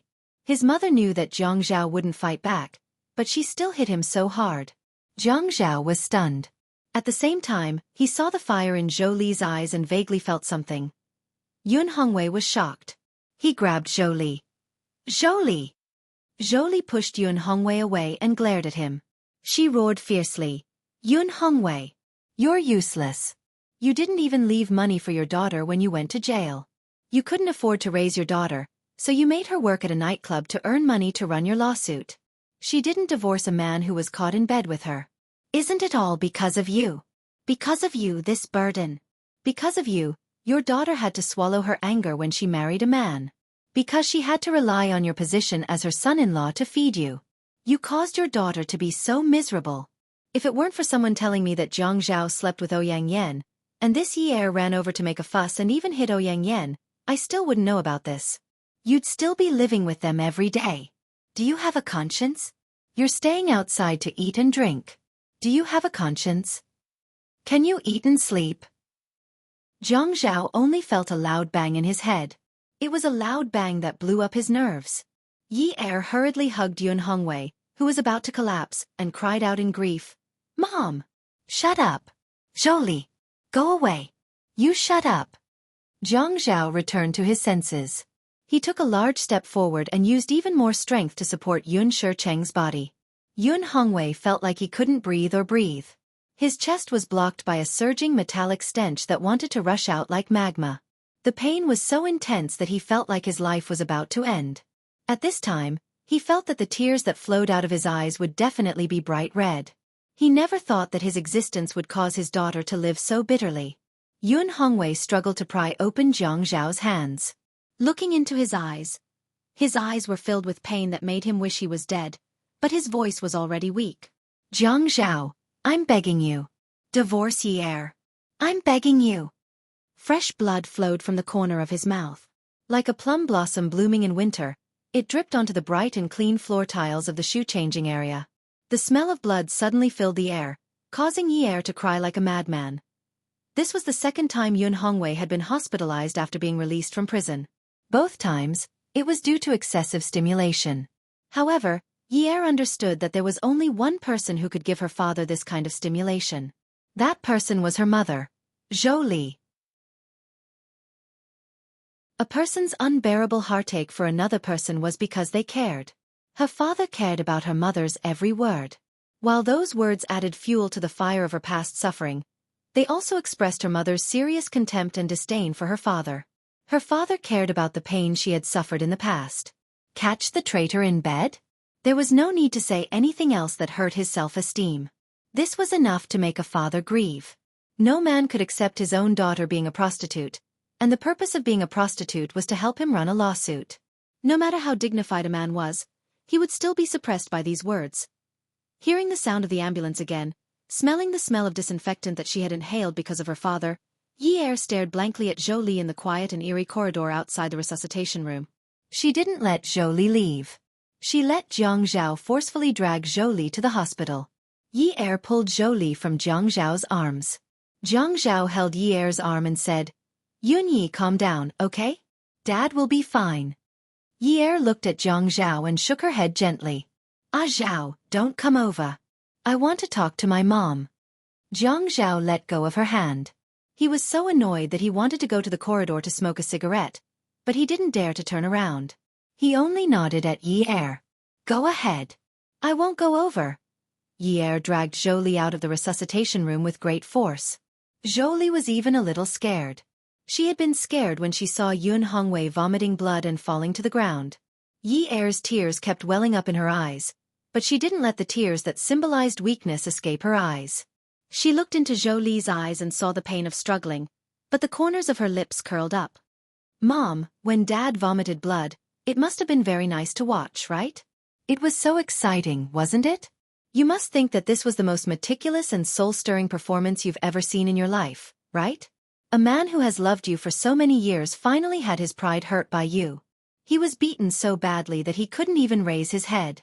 You must feel a great sense of accomplishment, right? Look, he's inside. There must be a lot of tubes inserted. It's all thanks to you. Zhou had never seen Yi Er like this. Yi Er had always been unreasonable since she was young, so she still respected her parents. At this moment, she saw that Yi Er's eyes were filled with disgust for her. Those words were filled with deep disdain. Zhou suddenly felt that her heart was a little empty. Yi Er, Mom didn't do it on purpose. Mom heard about what happened to Jiang Zhao and got angry in a moment of anger. No matter how much resentment Jiang Zhao had in his heart, Zhou was still his mother-in-law. At a time like this, he could only listen to Yi Er. Yi Er said to take Zhou to the hospital, so he did as he was told. Yi Er said to catch Zhou. He didn't allow her to leave, so he did as he was told. Yi Er didn't want him to go over and stand by her side, so he could only do as he was told. Awesome novel, Song Shu 566.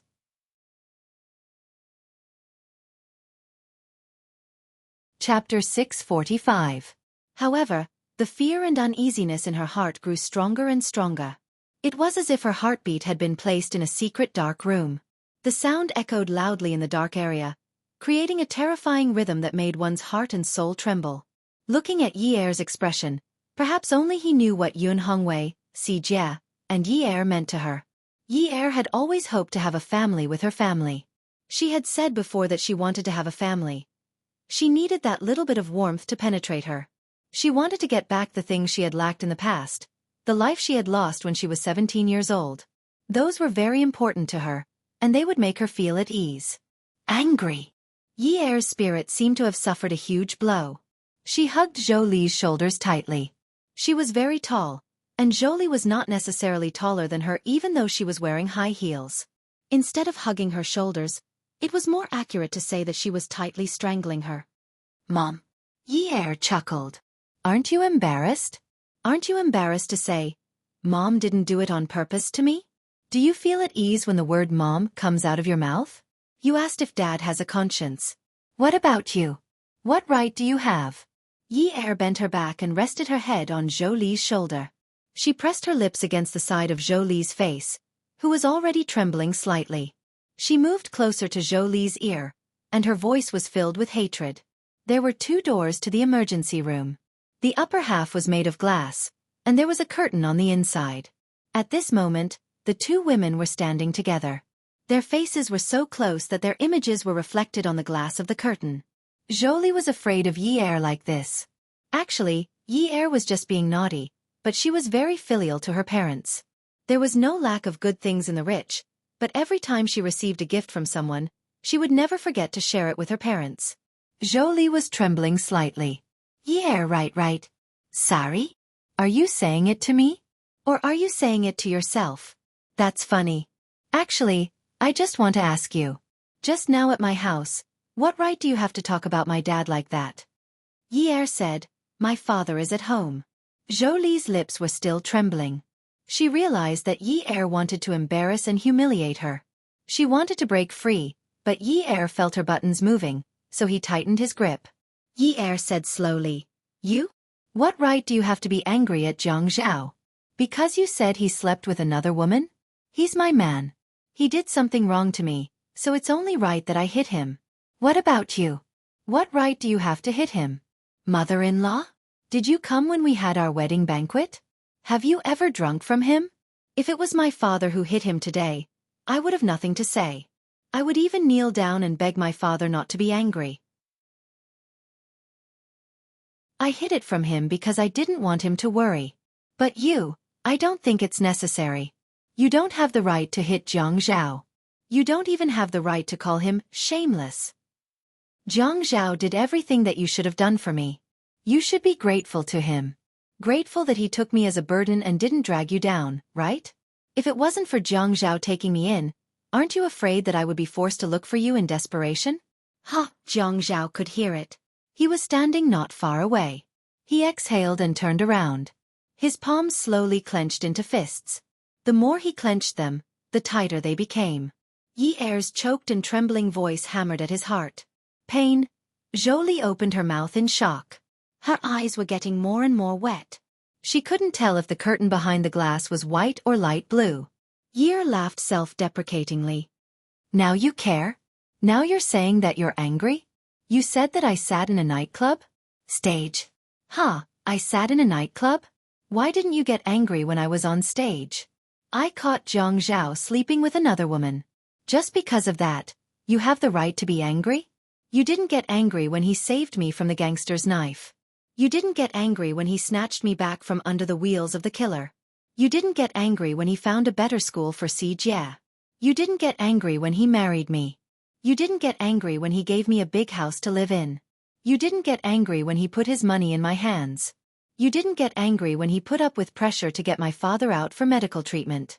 Now that there's some trouble, you're angry. If you're angry, you'll anger my father to death too.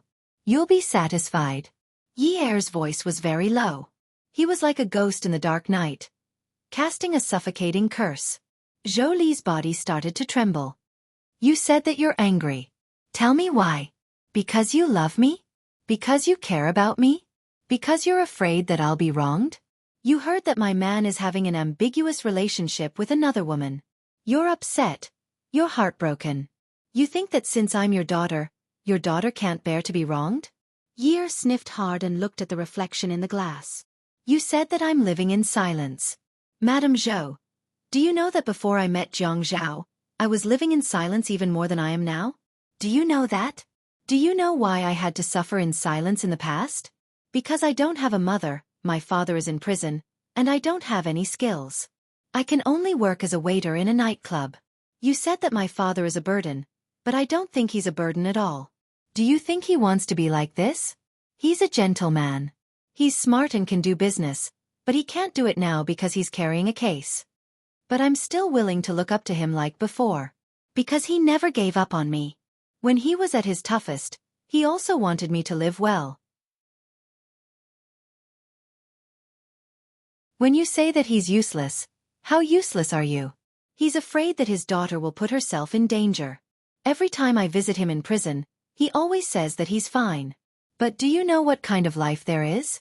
In order to make him confess, those people will do anything. In the past, I didn't know why I rarely saw my father in the summer. Now I understand. He doesn't wear much in the summer. He's always injured. He's afraid that I'll be sad if I see him.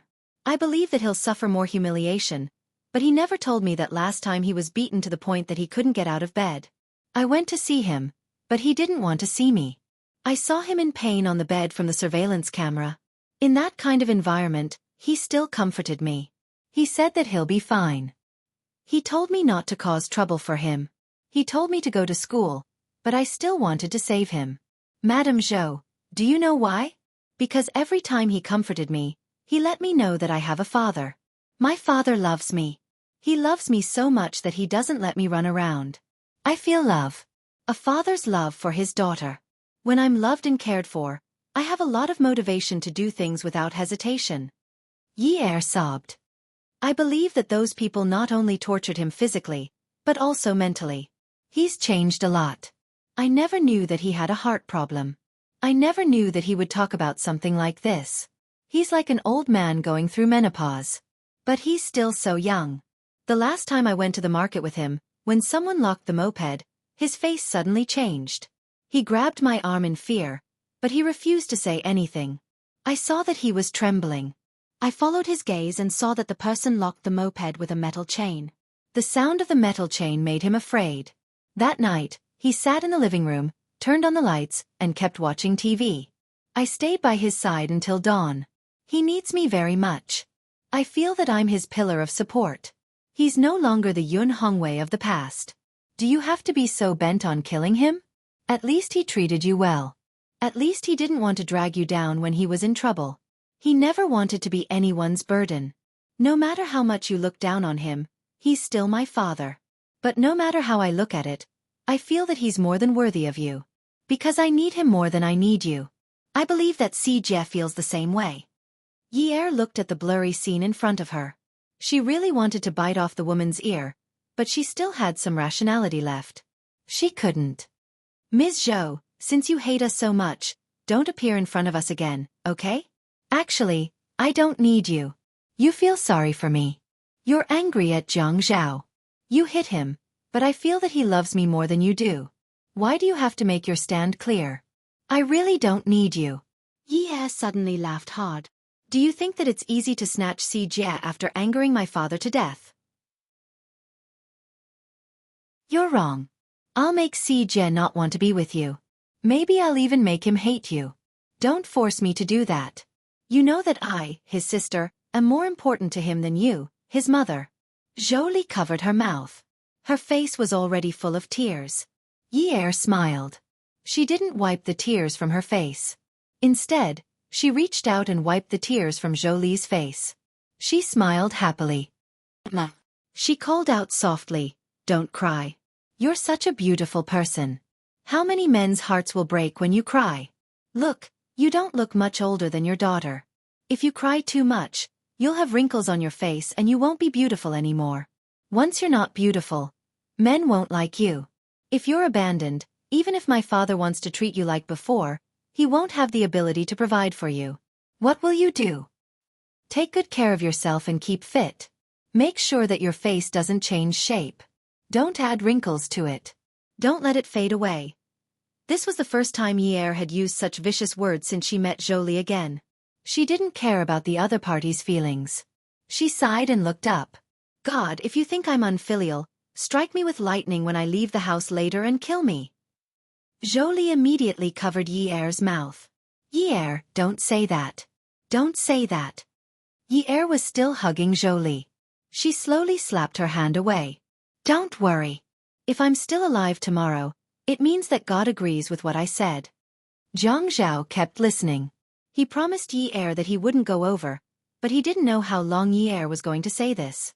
He didn't know if those words could hurt a woman like Jolie, but he knew that Yi's heart must be completely broken. Without asking for Yi's permission, Zhang Zhao went over and pried her hands off Jolie's shoulders. He pulled her into his arms. Yun Yi, after calling Yi's name, she felt her mouth dry. She opened her mouth and stroked Yi's back. After a while she said, "Go ahead and cry. If someone says no noise, I'll carry you to the rooftop and cry." "Okay." Sob. Yi hugged Zhang Zhao's waist tightly. "I don't want to go to the rooftop."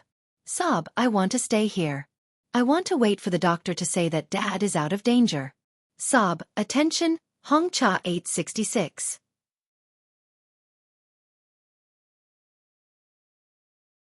Chapter 646. All right, then you can cry here. If anyone dares to criticize you, I will use my power to suppress them. Let's see what they can do. Cry, cry. Yi sank deeper into Zhang Zhao's arms. Mem. Zhang Zhao stroked Yi's back. His gaze was as sharp as a knife. He looked at Jolie.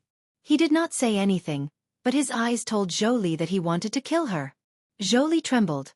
This time, after Yun Hongwei was hospitalized, Yi did not stay by his side like before.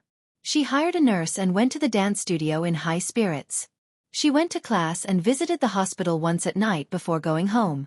She knew that if she stayed by his side at the hospital, Zhang Zhao would come to the hospital. She did not have much to do now, but Zhang Zhao was really busy. He needed to rest well. The two of them still slept in separate rooms, but they ate and went out together every day. Before they went to bed at night, they said good night to each other. Zhang Zhao felt that as long as they did not get a divorce, their days would be peaceful and would get better. Unknowingly, it was already mid-February. Yi and Zhang Zhao did not return to Jiang District to officiate their wedding. Zhang Zhao did not insist on it either. It was not the right time to bring it up. Yi's dance studio was opened. Her work had not been sorted out yet, so she had to do a lot of things by herself. Especially when it came to finance, she had to come up with a lot of packages. It was very troublesome to calculate the money. Yi felt that she had to ask Zhang Zhao properly when she got home at night on how to solve the financial problems. Xiao Ye's custom-made dance studio was just opposite Yi. Yi was very busy, but Xiao Ye was not.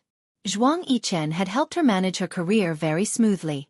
She had matured a long time ago. So Xiao Ye always went to Yi's dance studio to look for Yi. After finding out about Yun Hongwei's hospitalization, Xiao Ye was much more principled than before. She would always say in front of her, "Actually, a woman should find a reliable man. It's really impossible to live without a man at home. Zhang Zhao is really a good person. You're so lucky. Men like that are rare nowadays." Yi just smiled and said, "He is indeed a good guy. You shouldn't always be single." "Yes, I will also find a man to marry." Yi was checking the accounts at the cashier counter. She had been talking to Xiao Ye with her head lowered. At this moment, she looked up in surprise. Oh, you changed your mind pretty quickly. A few months ago, you said that you didn't want to get married. Seeing you women who have husbands so happy, I'm also envious. Haha, Ye laughed. Then she suddenly sighed and said, Sigh, every family has its own difficulties. She didn't think that Jiang Zhao was bad, but that incident was still a knot in her heart. She could forbid anyone from talking about him and despising him, but she couldn't bring herself to not mind it, even though she really wanted to forget that memory. Apply for a card. When Yi came back to her senses, there was a woman in front of her. She hadn't seen this woman in a long time. The finger marks on her face had disappeared. Yi didn't tell Xiaoya about this before. After all, it was something that would hurt her reputation. So Xiaoya smiled and said, Business is really good. Yi didn't respond. She just looked at Ouyang Yen. Ouyang Yen smiled gently and said, What's the matter? You're open for business, but you don't dare to do it? Xiaoya could hear the hostility in her words. She felt that something was wrong. But what was wrong? How can that be? Open for business means open for business. Miss, why would you apply for a card? Xiaoya didn't regard herself as an outsider and helped Yi drum up business. Yi wanted to stop her, but it was too late. An annual card. It's from the GB standard. Ouyang Yen took out a credit card from her bag and handed it to Yi. Yi took a deep breath. With Xiaoya around, she didn't want to make things ugly with Ouyang Yen.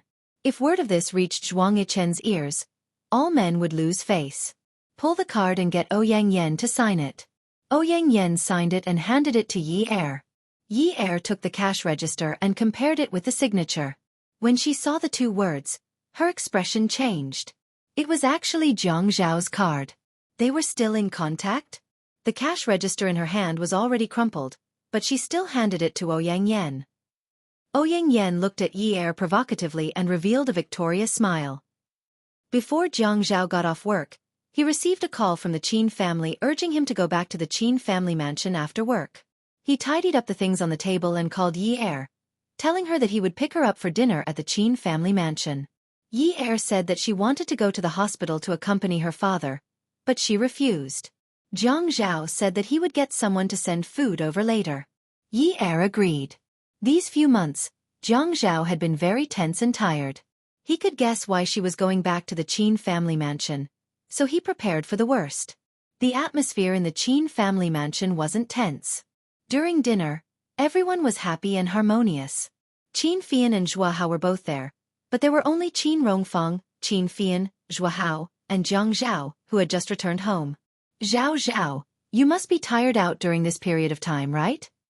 Qin Rongfang ate in small bites.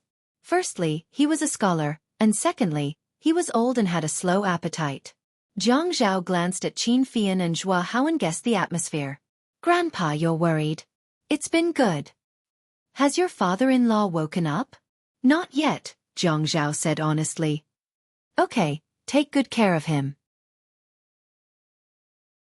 Qin Rongfang had a small appetite. After a while, he stopped picking up his chopsticks and drank his after-dinner tea. Jiang Zhao, Qin Fian, and Zhua Hao buried their heads in their food and didn't say anything. There's one good thing about having a big family. There are many brothers and sisters, and we can take care of each other. It's very good. I'm also very gratified. Our family is different from the other wealthy families. As Qin Rongfang sipped his tea, he looked at his three grandsons who were eating with their heads lowered and began to murmur to himself. The other wealthy families have different surnames, such as direct grandson, eldest grandson, inner surname, and outer surname. Our family doesn't have that. I treat everyone the same. In the future, none of my grandchildren will be short. Qin Rongfang's hair and eyebrows were all silver. At this time, his hair shone like snow under the light. His eyes held a loving smile, but his three grandchildren didn't raise their heads to look at him. He sighed softly. There's nothing I can't figure out. After living for so long, all my children and grandchildren are considered talents. Although Fian is often angry to the point of blowing his beard and glaring, but he's actually more mature. Qin Fian knew that when his grandfather said this comparison, what he was most dissatisfied with was his sexual orientation. Zhao and Hao Hao are also very filial to me. They're not worse than their own grandfather. I'm actually gratified. There aren't many grandfathers who can be as comfortable as me. Fian doesn't need to say anything. She's obedient and sensible. It's just that she's too soft-hearted. I'm worried that she'll be taken advantage of when she grows up. Jiang Zhao finally felt his heart getting heavier and heavier. Qin Rongfang had always been like this. The bigger the matter, the more he would downplay it. He would definitely make others feel like their hearts were being bitten by dogs and wolves before he would talk about serious matters. Qin Fian raised his head to look at Jiang Zhao. He winked at him and then deliberately pushed his glasses up to avoid Qin Rongfang's discerning eyes. Jiang Zhao looked at Zhuahao again. Zhuahao smiled. The three of them buried their heads in the delicious food again. Sigh, the one I'm most worried about is Fei Yu. When I die, the three of you will be wearing the same pair of pants. You still have to take care of your sister. Don't just let the three of you play secretly and let others bully her. Here we go again, the three of them said in unison. Qin Fian sat next to Qin Rongfang. He stood up and took the kettle to refill Qin Rongfang's tea. Then he put down the kettle and patted Qin Rongfang's shoulder. He sat down and said, "Grandfather, don't worry. I'll definitely take good care of Fei Yu.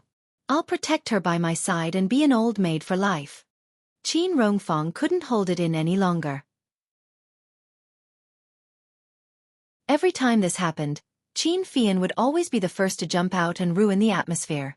It wasn't easy for him to create such emotions. He slapped Qin Fian's hand away and said, "Get lost. Don't think that your sister will end up like you." Actually, the three of them all knew that the person they were going to judge today was Jiang Zhao. So Zhuahao rushed to say, "Grandfather, tomorrow I'll introduce an officer to Fei Yu. You can become a great-grandfather earlier, okay?" Qin Rongfang slammed the table in anger. He didn't even care about his immortal aura anymore. Nonsense. Fei Yu is only a few years old. You want to be a great-grandfather now? Are you trying to harm her? Jiang Zhao didn't answer. Qin Rongfang waited for a while. Jiang Zhao didn't answer. He knew that none of his grandsons were rabbits. They were all foxes. "Zhao Zhao, don't you have any objections?" Jiang Zhao looked like he was enjoying his food. He waited until all the food had gone into his stomach before saying, "Why don't we ask Fei Yu if she's in a relationship? Why don't we bring her boyfriend home to take a look?" Humph. Qin Rongfang's silver eyebrows were about to turn green with anger. He didn't want to talk about this at all. His main thought was that the three of them were in cahoots. They were working together to deceive this old man. Were they trying to act dumb? "Tell me, what have you been doing these past few months?" Jiang Zhao wiped the corners of his mouth with a napkin and smiled. "I'm the eldest. I'll go first." Jiang Zhao coughed. "I'm laying the foundation for my next promotion to the standing committee. I won't go into the details. The business of my two companies is getting more and more important. I want to hire a CEO, so there are a lot of chores at home. Luckily, Yunyi is taking care of me a lot, so I'm not too distracted." Qin Fian raised his hand. "I'm number 2. Brother, I'm done talking. I said that the land that I wanted to get for Route 326 was taken by the Shi family, and I felt uncomfortable about it. Brother showed me the blueprint for Route 2 and I circled a few pieces of land to watch the auction. Last month, I won one of them and I still want to get 2 pieces of land from the other 2 prime locations. My focus is on this because the company's other businesses are going well and I don't have to worry too much." "Oh right, another company is holding a press conference for their high-end swimming product this month," Zhuahao said. "Then it's my turn. There's a real combat exercise at the end of January, so I've been busy with these things for a while." Qin Rongfang slammed the table. "Enough. Have you brats learned how to play dumb now? Have you learned how to play dumb? Are you trying to anger me to death?" Jiang Zhao said with a smile, "Grandpa, we want you to live for 1,000 years. Am I an old monster?" After Qin Rongfang finished speaking, he snorted. "Jiang Zhao, how do you explain the family Ouyang incident?" "Grandpa already knows, so there's no need to explain, right?" Jiang Zhao took a sip of his after-dinner tea. Qin Rongfang's angry expression changed and he said seriously, "Have you ever thought about the position of the Qin family when you worked together to destroy the family Ouyang? What did the Qin family of Haiqing rely on to be the #1 family in Haiqing? The Qin family is not like Shi Zhentian in the underworld. Not only did he rely on his power, he relied on his benevolence. I've been the chairman of the Chamber of Commerce for so many years. Every year, I've said that all the major families and companies should support each other and advance and retreat together. At least the Qin family's image to the outside world is positive. But soon, there will be rumors in Haicheng that the Qin family wants to be the only big family and can't tolerate the family Ouyang. That's why they destroyed the family Ouyang. Qin Fian pushed his glasses up his nose. Grandpa, you can't blame us for this. You're the older generation, so it's not convenient for you to take action. We don't have any friendship with Ouyang Shang. Add. Song Shu 566.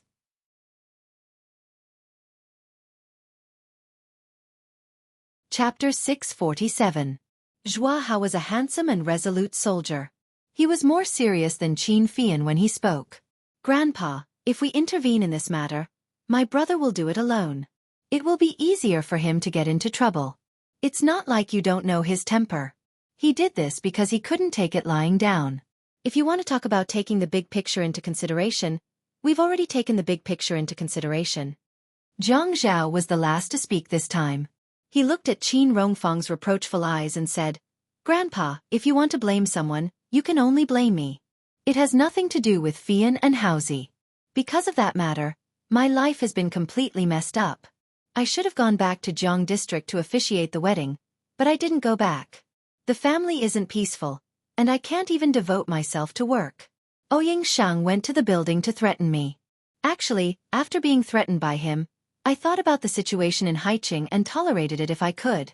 The problem was that I couldn't tolerate the series of things that happened after that. Qin Rongfang knew that the situation was irreversible.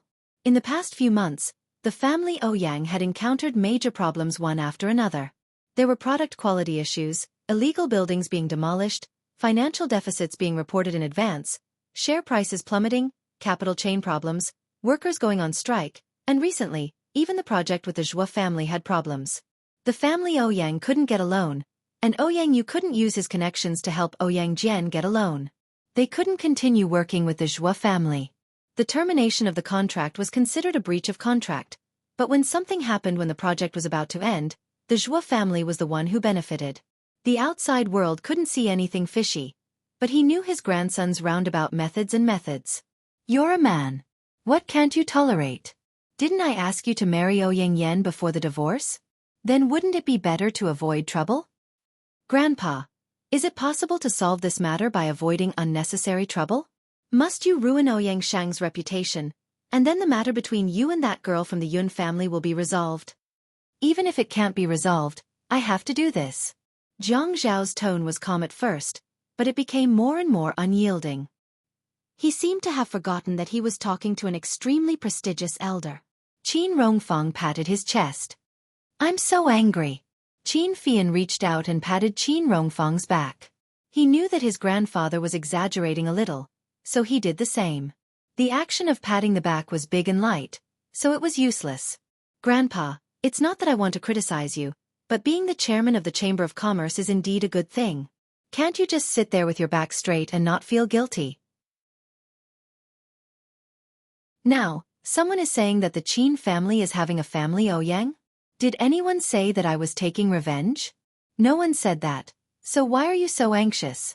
Seeing that Qin Rongfang was so anxious, Qin Fian smiled and continued, Besides, we are your grandsons. What kind of deep friendship do you have with Ouyang Shang? You have a good relationship with the Shi family, so when Unwu stole the land I wanted, I didn't even spare a fart.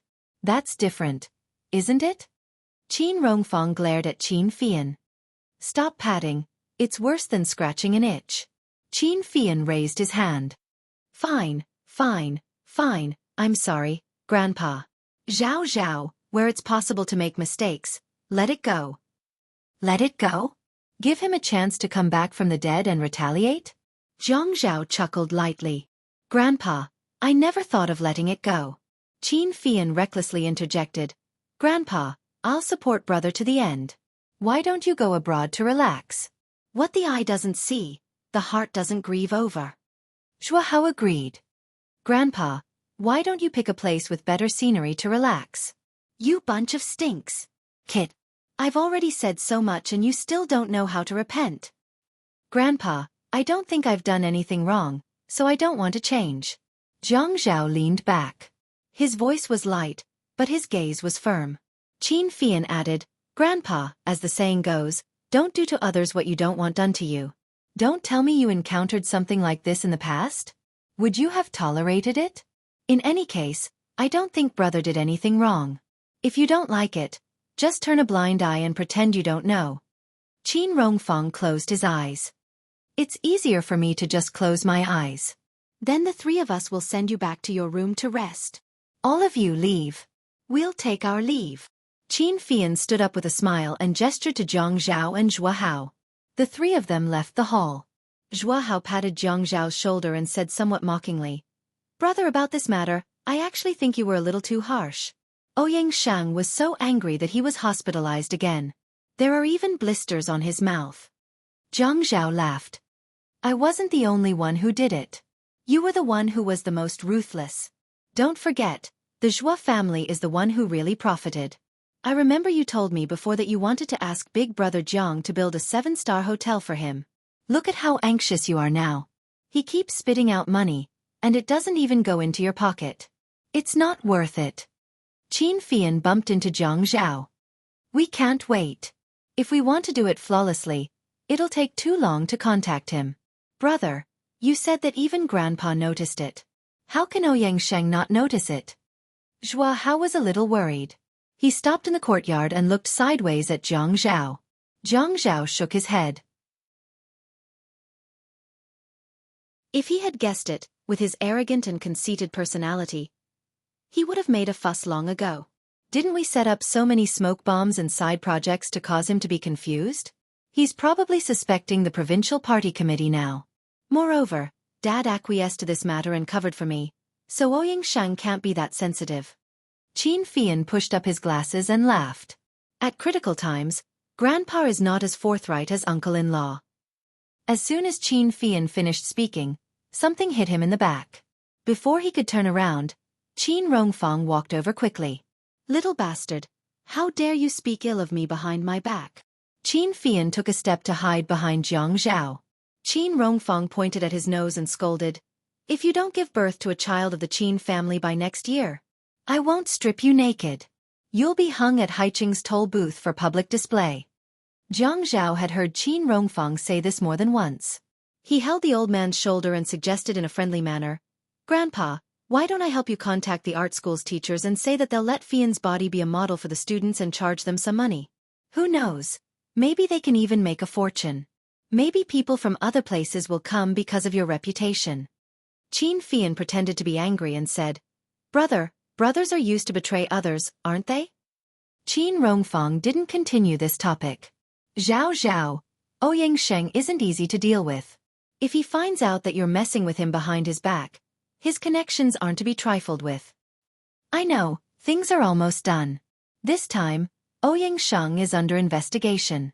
Once the bank connection is cut, it'll be difficult for him to even think about it. Ouyang Sheng just moved his company to another city before the new year. Ouyang Hai has no one who can really help him. Qin Rongfang sighed. Ask that girl from the Yun family to come over often for dinner. I'll ask Qin Zhen to persuade her another day. It'll be easier for women to talk when they're together. Okay. The next day Qingming Festival, Zhang Zhao left the house early. The radio kept talking about Qingming Festival. She was thinking about what gift to buy for Yi Er that night. However, just as Yi Er picked up her bag and was about to leave, the doorbell rang. She opened the door and felt disgusted. What are you doing here? I'm looking for second brother. What's the matter? I'm pregnant. Yi Er tightened her grip on the handbag, feeling a little breathless. She hurriedly turned around to hide her expression from Ouyang Yan's eyes. She placed her handbag on the counter in the shoe-changing area, opened it, and took out her makeup bag. She stood up straight and looked at the small mirror in her hand to reapply her eyebrows and lips. However, when she saw that her face in the mirror had gained some color, she thought about the credit card that belonged to Zhang Zhao on the cash register yesterday. She bit down on her heart, but she quickly calmed down on the surface. She casually took out her phone and dialed a number. She said gently, Hello, hubby. Your mistress is waiting for you at home. Do you want to book a couple's private room? It's so hard to book a table today. When Jiang Zhao received the call and heard Yi Er call him hubby, he was stunned and smiled like a happy child in front of Lu Cheng, who was still reporting work. However, what she said next made his expression turn colder and colder. He propped up his chin at Lu Cheng and gestured for him to leave. The woman's voice on the phone was still smiling like a spring breeze, but he could hear the stiffness in her voice. You're going to be a father. Are you excited? Your mistress has brought you and her baby here to look for you. Yun Yi, what nonsense are you talking about? What mistress? She was fine this morning. Ouyang Yan, isn't she your mistress? But a mother's status rises because of her son. I'm afraid she won't be your mistress soon. She'll be Mrs. Jiang, right? I have something to do today. I'm hanging up. Jiang Zhao's throat was on fire and he couldn't make a sound. When he took a sip of water and was about to speak, Yi Er had already hung up. When he called again, her phone was turned off. Yi Er hung up the phone and smiled at Ouyang Yan, who was standing at the door. Oh, how should I address you? Mistress Miss? My husband will probably be back soon. Wait for him at the door. After packing up her bag, she realized that Ouyang Yan was still staring at her with a smile on her face. Her smile was like spring water, so gentle that it made one want to hold it in their hands and drink it into their stomach. The corners of her mouth were slightly curled up. She was the perfect example of a lady from a wealthy family. No one could find any flaws in her. This green tea B*TCH had always been a B*TCH like a jasmine flower. Ouyang Yan wanted to enter the door, but Yi Er pushed her and closed the door. He stood at the door and glanced at Ouyang Yan, who staggered and leaned against the wall. He sneered and said, Be careful.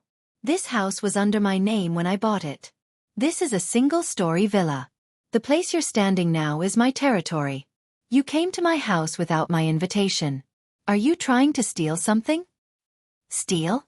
Ouyang Yan slowly stood up straight and regained her composure. However, she suddenly smiled mockingly. Do I need to? Yes, it's my nature. Yi Er brushed past Ouyang Yan. I have something to do. You can wait here. Ouyang Yan didn't expect Yi Er to react so indifferently after finding out that she was pregnant. Yun Yi Er, is it fun for you to hold on to Jiang Zhao like this? Things have already come to this point.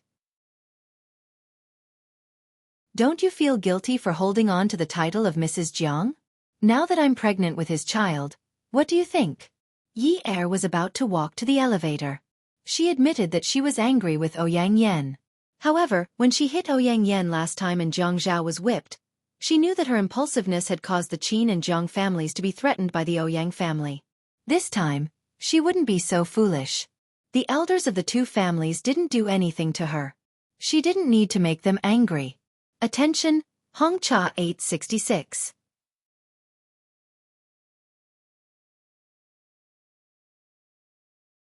Chapter 648. Even so, there was a limit to her patience. She turned around and glanced at Ouyang Yan's abdomen. Then she looked at her face and sneered. What am I afraid of? I'm not pregnant. If I really get divorced, I'll still marry a good man. What about you? Are you so sure that I'll get divorced? Actually, I'm thinking right now. I won't get divorced even if I die. I'll let you bear a big belly until you give birth. As a single mother, what's so great about being able to give birth? Any woman can give birth as long as her body functions are normal. Can you give birth to a rare egg? Yi Er stared at Ouyang Yan's belly again and sneered, but I see that you really can only give birth to eggs when you're with a human. Ouyang Yan held her head. Too many things had happened at home recently, and she had been dealing with them all the time. Now that Yi Er had scolded her inhumane, she was annoyed and angry. You can't even give birth to an egg. Yi Er saw that Ouyang Yan was a little angry. This woman changed so quickly. In the past, when they stood together, she really couldn't see any changes in Ouyang Yan's mood. Now that she was angry, it was so obvious. Why did she feel so happy to see this woman angry? Haha, it's not that I can't give birth to a child. I'm different from you. I'm too young and don't want to give birth at all. We haven't even spent enough time together. Wouldn't it be troublesome to give birth to a child? I'm different from you. You'll be lonely if you're alone. You're not like me. I have a husband to eat with, chat with, sleep with, and travel with my husband every day. If you don't give birth to an egg and come out to play, I'm afraid you'll go crazy and jump off a building. Yi Er didn't continue talking to Ouyang Yen. She was just showing off. This woman was more sophisticated than her. She was no match for Ouyang Yen at all. If she stayed any longer, she would be the one who would be angry. She ignored Ouyang Yen and pressed the elevator button to leave. Ouyang Yen was really angry at Yi Er's words. Seeing the elevator door close, her watery eyes became as cold as a knife. She gritted her teeth and felt that she had always been too dignified. That was why she was defeated by Yun Yi. Jiang Zhao had loved her before, but she, who had always been cautious, was not as free and easy as Yun Yi. Men liked the new and hated the old. Jiang Zhao must have felt that a woman like Yun Yi was fresh and exciting. She couldn't understand the so-called true nature of a man, but she knew that men were not good people.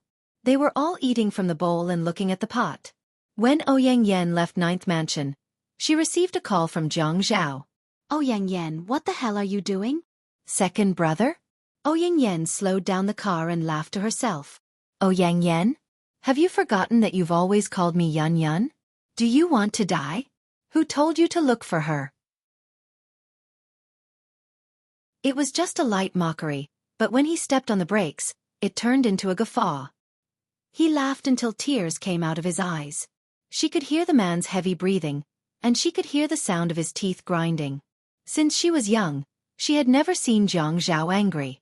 Although many people said that Jiang Zhao was not easy to get along with, and although he treated people well, he was actually a little cold and arrogant. Even so, Jiang Zhao treated her well and was almost obedient. When they were young, she was the princess that everyone worshipped. After they got together, she was the princess in his hands. He had never lost his temper and shouted at her. He even viciously said that she wanted to die. Didn't she? When Yun Yi hit her, not only did he not help, he even grabbed her hand and let Yun Yi hit her. After so long, he didn't ask if she was doing well, but asked if she wanted to die. Laughter, cries, and the sound of falling tears. Even if Ouyang Yen cried, she had never cried like this before. Jiang Zhao had already returned to mansion number 9, but there was no one at home. He called Yi Er's cell phone, but she didn't pick up. When he called the store, the clerk who went there early said that the boss hadn't gone to work yet. It wasn't easy for him to calm down his life, but now it was a mess. He felt that God had made things for him, testing his endurance time and time again. Do you only have Yun Yi in your heart now? But I'm pregnant with your child. What should I do? Huh. Ouyang Yen cried and laughed as she covered her mouth. Do you want to abandon your debt and live happily ever after with Yun Yi? Are you dreaming? I won't do as you wish. That's great, that's great. Yun Yi must hate you to death. Why do I feel so comfortable? Ouyang Yen wanted to continue, but Jiang Zhao hung up. Jiang Zhao was worried that something would happen to Yi Er, but he wouldn't let anything happen to her. The first thing he should do now was to find her. Yi Er went to the dance studio. She needed to find something to do. She couldn't think about Ouyang Yan's pregnancy.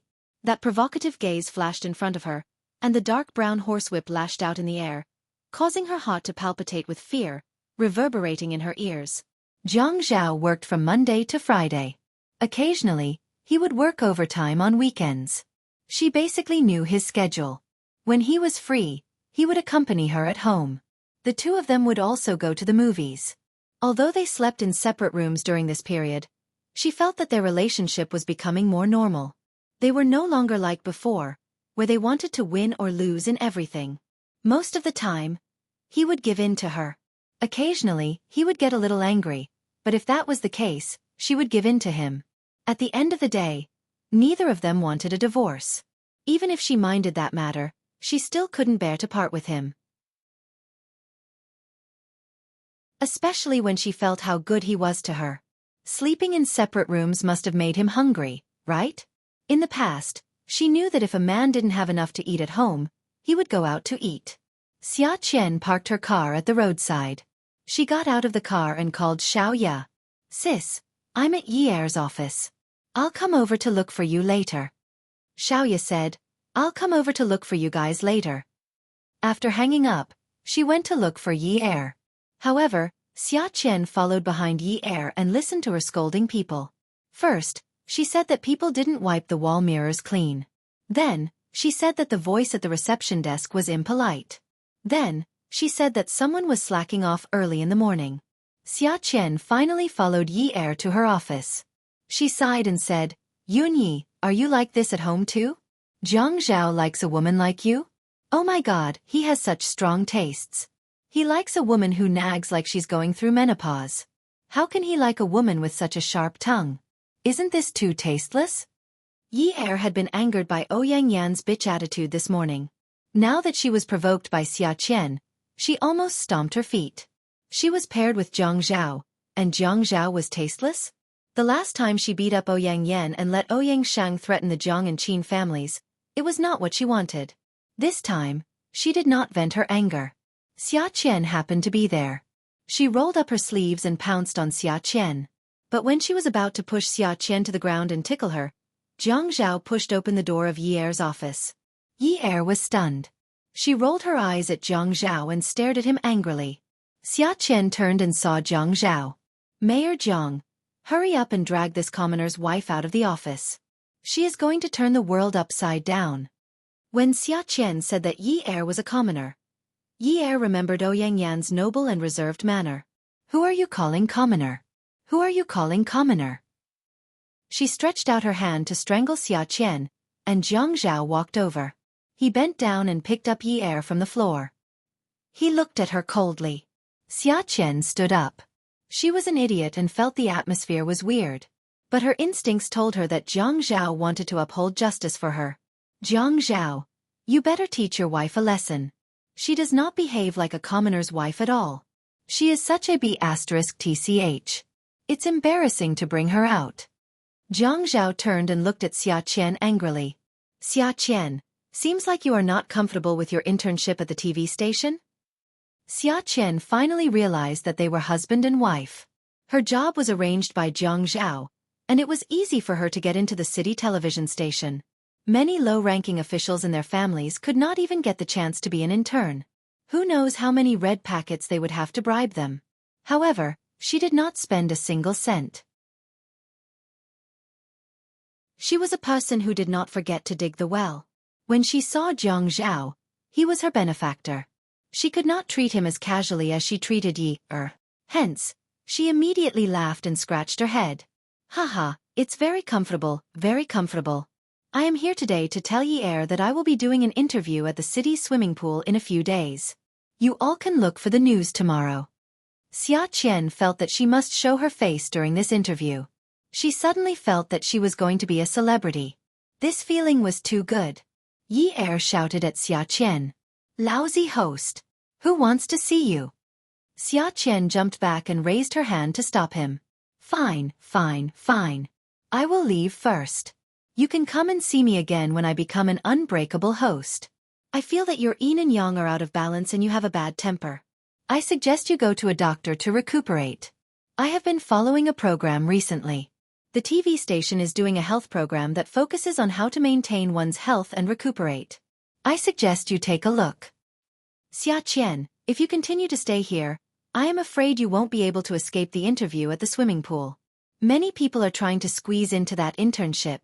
Zhang Zhao had just finished speaking when Xia Qian's voice reached the corridor. I am leaving. I wish you all a blissful marriage. When Xia Qian arrived at Xiao Ya's workplace, she sighed and told her about what had happened at Yi Er's place. Sis, Yi Er is so unrighteous. She actually wanted to fight with me. She is such a shrew. There was a stage in front of Xiao Ya. The stage was wrapped in a wedding gown. The white gauze flowed on the ground, leaving a happy trail behind it. Xiao Ya's hand was under her chin, covering the area below her nose. Her eyes were clear and bright as she stared at her work. It was as if there was a living person standing in front of her. She saw the beautiful smile on the bride's face. Although the bride had beautiful shoulder blades, her neck was a little short. The bride was also a little conservative. If the gown was changed to a V-neck, would the bride be able to accept it? There were accessories and lace on the work table. She picked up 2 pieces of luxurious hand-knitted lace and imagined how the wedding gown would look like after the change. She placed the lace on the shoulder straps and pulled it down to the cleavage at the chest. Then she picked up the sketchbook and pencil on the work table. She erased the top half of the wedding gown with an eraser and sketched seriously. The lace sleeves were slightly blistered and stretched all the way to the chest. The V-neck looked deep, but the faintly discernible lace was able to block the glow that everyone coveted. The lace on the sleeves was changed again. The density of the silk flowers was higher than the lace on the chest. The texture was soft. The bride's shoulders were too thin and the bones on her shoulders were too protruding. The lace sleeves just wrapped around the bones. At Song Shu 566.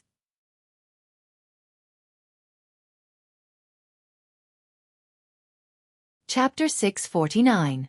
Xiaoya looked at the draft and made a call to the client. Xia Qian thought it was boring to talk to herself, so she quietly watched Xiaoya work. Hello, Mrs. Ning. I'm Xiaoya. Yes. You too. How could I? You specifically asked me to design it myself. How could I let an employee do it? Yes, it's like this. I've changed the drawing again. I think it might be more suitable for you. Of course, I need your approval before I can change it. I'll draw a neat drawing later and send it to you. Take a look. Will it be better after I change it? Haha, no, our employees are very responsible, not just me. Okay, I'll contact you later. Xiaoya hung up the phone. Xia Qian looked at Xiaoya in a daze. Sis, you're a little schizophrenic. You're completely different at work and in real life. Xiaoya was still immersed in drawing and carefully comparing the patterns on the Lexus. Qian, when you work in the future, you have to be very serious and responsible. I've always been serious. You're just too schizophrenic. Xiaoya shook her head. It's not a split. It's an attitude towards work. Although I've never told you about my affairs, and you've always acted like you don't know anything, I know very well, and you've pretty much guessed it. Doing business is like growing up from a baby. We have to learn to walk and rely on others to encourage, support, and reward us. When we fall, adults will pick us up again.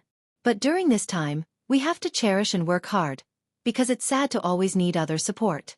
No one doesn't want to walk alone, then run, then climb mountains and conquer the land under their feet.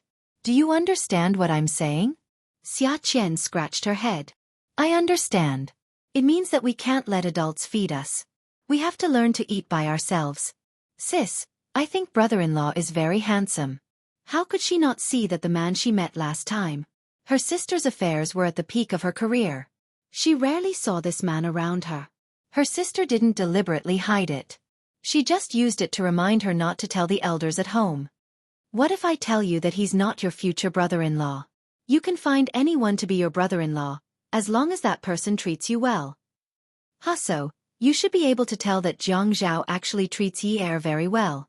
For a man to allow his woman to act like a shrew in front of outsiders, it means that he loves her. You shouldn't reprimand Yi Er's character. Instead, you should envy her for finding a good husband. In the future, you should also find a man who loves you. When the time comes, I'll make you the most beautiful wedding dress and make you the most beautiful bride. Sis, what are you talking about? I don't want to get married. Why do I feel like something's wrong with you today? Something so interesting happened in Yi Er, but you don't seem to be in the mood at all. Are you hiding something from me? Xiaoya looked up. She looked at Xia Qian, who was sitting at her workbench and looking at her seriously. I always look like this when I'm working. Why did she reveal her emotions so easily now? Oh yes, I feel that Yi Er must have something on her mind today. I'm afraid she might have gotten into a fight with Jiang Zhao. Let's go over and take a look later. Yi Er is about to hit someone. If they really get into a fight, it won't be nice. Jiang Zhao is the mayor after all, and Yi Er is not rational now. As her friends, we can't let her do whatever she wants. Furthermore, she is very prideful now and I'm afraid she can't stand it anymore. Xiaoya threw her pen aside and changed into her high heels. She took her coat from the coat rack. Let's go over now. I don't want anything to happen. Xiaoya and Xia Qian had just arrived at Yi Er's store when they bumped into Ouyang Yan, who had just parked her car. Xiaoya greeted her in a friendly manner. Miss, why are you here today? Ouyang Yan saw Xiaoya. She knew her. Qiu Xiaoya. She has a lot of clothes in her house that were made in YA. But when she remembered that Xiao Ya was Yi Er's friend, she gave her a cold smile and walked up the stairs. Xiao Ya was slightly embarrassed. However, she was a businesswoman and had seen all kinds of rich madams, rich young ladies, and official madams. She had experienced all kinds of tempers, and this was not the first time she had seen such a cold face. She quickly hid her embarrassment and took Xia Qian's arm to follow her up the stairs. Xia Qian mumbled softly. She's so arrogant. So what if she is beautiful? She might not be able to get married for the rest of her life. Xiao Ya patted Yi Er's arm. Don't be so narrow-minded. Don't be so petty, okay? Think about it. When you become a host in the future, you will meet all kinds of weird people. You can't possibly criticize all of them, right? Okay. Take a step back. I understand. Yi Er's store was a small space on the first floor. One had to press the elevator or walk up the stairs to the second floor. Once the elevator opened on the second floor, one would be at the front desk. Ouyang Yan went to the front desk on the second floor. Yi Er was here yesterday, but he was not today. The dance studio was not small. It took up more than 1,000 square meters of space and was divided into many classrooms. The decoration was also more upscale than other dance studios in Haicheng. Nowadays, people who hired private tutors at home would come here to learn. It was said that they had hired a few famous dancers as their teaching assistants. It was impossible to hire them from outside. There was a class every half a month, and it was quite a gimmick. She could hear the sound of the teacher teaching the dance steps or practicing the basics. Ouyang Yan asked the staff about Yi's whereabouts. Almost no one could resist Ouyang Yan's pure as water smile and her polite and noble demeanor. Although her face was beautiful, it didn't make any women feel threatened. Yi Er just stared at Zhang Zhao without saying a word. His eyes were about to pop out of their sockets. He did not even dare to blink. If he did, he would burst into tears. Zhang Zhao rubbed his chin. Yunyi, it's been so long. You still don't believe me? I haven't contacted her since. Just now, I couldn't get through to your phone, so I called her. Yi Er sneered at this moment. Zhang Zhao, who are you lying to? You even gave her your credit card. Does Ouyang Yan lack money? Calculating the expiration date of the credit card, that card was applied for in the past 2 months. You say you haven't contacted her?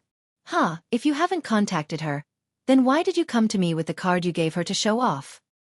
When did I give her a card? Zhang Zhao was also furious. These words were clearly shouted out with bulging veins. This was simply an attempt to pin a crime on him. He should have swallowed the humiliation in the past. Regardless of whether he had the other party's Dao or not, the matter was there. If he didn't make things clear then, he wouldn't be able to make things clear in the future. He could not do anything about it.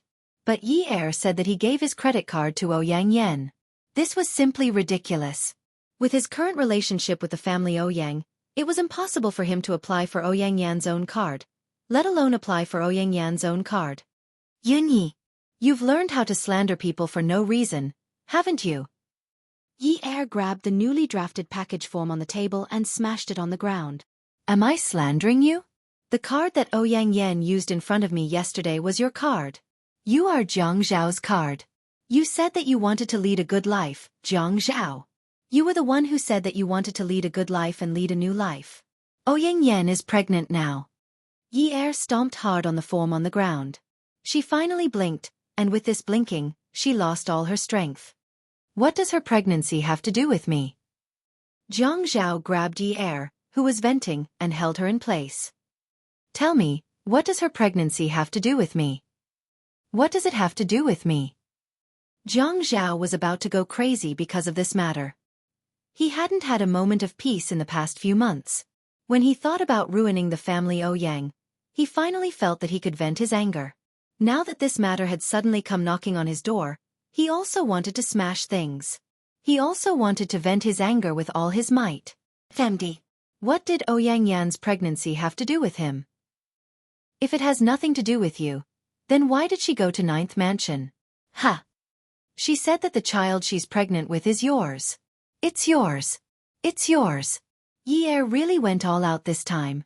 She pulled open Zhang Zhao's suit and unbuttoned the top 2 buttons on his shirt. Then she bit down on his shoulder, whimpering as she bit.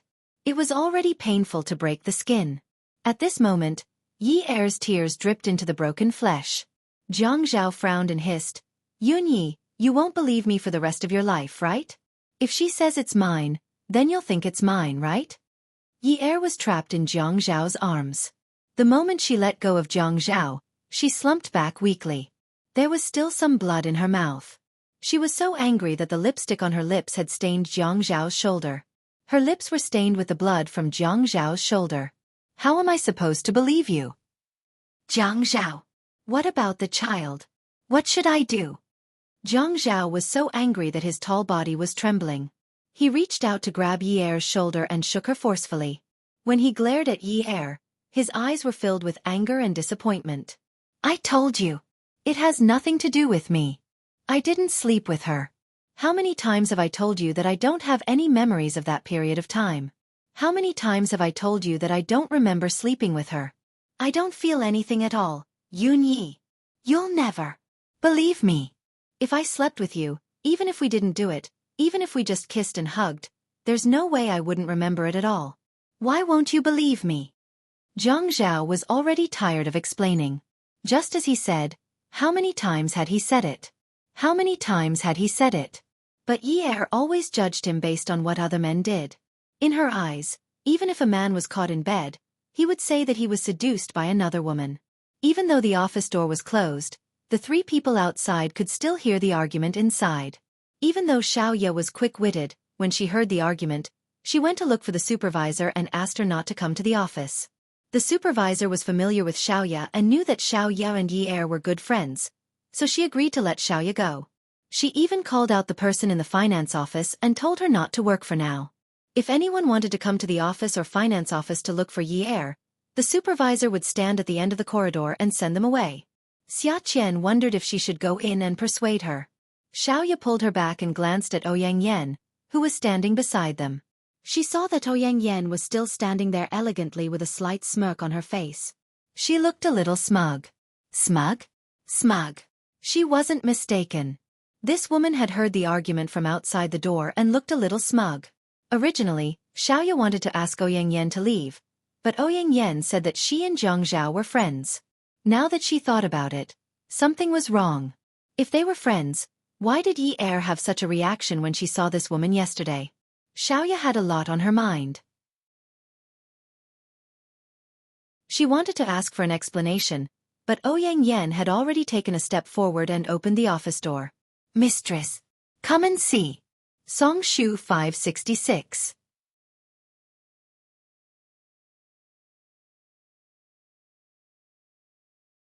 Chapter 650. A word suddenly popped up in Xiaoya's mind. She pulled Xia Qian and followed in. If this woman was really the person she was thinking of, she couldn't let this woman bully Yi Er. Jiang Zhao and Yi Er were stunned. Ouyang Yan smiled faintly. Xiaoya and Xia Qian followed closely behind Ouyang Yan. Xiaoya was a little shrewd, but Xia Qian was a little confused. Brother Er, you can't be so irresponsible with your words. What do you mean the child isn't yours? I've never slept with another man. Heh, are you trying to deny it? The child is real. You can't deny it even if you want to. So, you're going to be a father. Are you happy? Ouyang Yan was just like that. Her face was still dewy. With a face like hers, no one could tell that the word she said could provoke Yi Er to death. Yi Er finally understood why so many people had high blood pressure and heart disease. Some people got it from eating too much, while others got it from anger. But when his blood pressure rose, Yi Er felt a gust of cold air. He turned around and saw Jiang Zhao. He realized that this man was now surrounded by 1,000-year-old ice. It was so cold that his blood was about to freeze. He wasn't looking at him, but at Ouyang Yan. Xiaoya grabbed Ouyang Yan's clothes. Ouyang Yan stumbled and turned around. She was so frightened that her face turned pale. Her dignified demeanor suddenly disappeared. She said angrily, "What are you doing?" "What am I doing? I'm going to teach you a lesson." It wasn't that Xiaoya didn't want to hit Jiang Zhao, but this woman's words were really asking for a beating. "Qian Qian, catch her." Xia Qian reacted and hugged Ouyang Yan. Xiaoya took a step back, closed the door, and walked back. She raised her hand and slapped Ouyang Yen hard across the face. Yi Er knew that he had implicated the family by hitting Ouyang Yen last time. He quickly shouted, "Sister Xiaoya, don't hit her. She'll cause trouble." "How dare you hit me?" Ouyang Yen wanted to retaliate, but Xia Qian grabbed his arms and pulled him into her embrace. He wanted to extend his leg, but Xiaoya took a step back. Xiaoya did not listen to Yi Er, but Ouyang Yen pulled back his leg and slapped her again. "Go away. Go and say it. Saying that I, Xiaoya Qiu, hit you. I want to see what kind of trouble I can cause. I hit a shameless third party. Let's see what kind of trouble I can cause." When she was about to give another slap, her hand was grabbed by a strong hand. Xiaoya looked at Zhang Zhao in disbelief. Zhang Zhao still had a cold expression on his face. He had always had an arrogant attitude. At this moment, the cold air around him made people tremble. "Zhang Zhao, you're still helping her at a time like this." Xiaoya was really angry and hateful. Xia Qian was quite tired from carrying Ouyang Yen. She panted and said, "Zhang Zhao, you heartless person. What's wrong with Yi Er?" Yi Er stood rooted to the ground. When she hit Ouyang Yen the last time, he did not stop her. This time, when Xiaoya hit Ouyang Yen, he stopped her. Was it because Ouyang Yen was pregnant? She did not know when she would start to not feel heartache when facing this man. He had just said that it had nothing to do with him. The moment he turned around, he went to help that woman.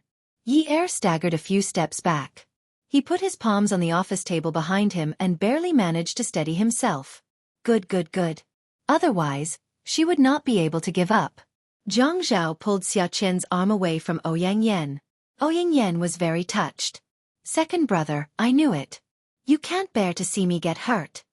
As soon as she finished speaking, she was about to throw herself into Zhang Zhao's arms. However, Zhang Zhao grabbed Ouyang Yan's shoulders with both hands. A man's steps, especially those of a man as tall as Zhang Zhao, were fast and heavy. In just a few steps, he pinned Ouyang Yen against the wall. Yi Er, Xiaoya, and Xia Qian were all stunned. At this moment, Zhang Zhao's voice and tone were not as agitated and emotional as when he was arguing with Yi Er earlier. He was so cold that it was almost emotionless. He was originally a handsome man. When he looked at her with disdain, when he was arrogant, when he was emotionless, he truly had the aura of a king. "Ouyang Yen, didn't I ask you if you wanted to die?" "Ouyang Yen, I've never hit a woman." The corners of Zhang Zhao's mouth curled up slightly. Usually, Qin Fian's smile was the most enchanting, but at this moment, Zhang Zhao's bone-chilling aura suddenly blossomed into an evil smile. It was so enchanting that it made people suffocate. Ouyang Yen was absent-minded for a moment. "Ouyang Yen, I've never hit a woman. You said that you're pregnant with my child." "Good, very good." The smile at the corners of Zhang Zhao's mouth slowly faded. His voice was almost cold as he murmured, "I want to see if it's my child." "I've said before that I've never hit a woman. I'm not hitting a woman. I just want to see if it's my child." Yi Er looked at Zhang Zhao's expression and felt her heart tremble.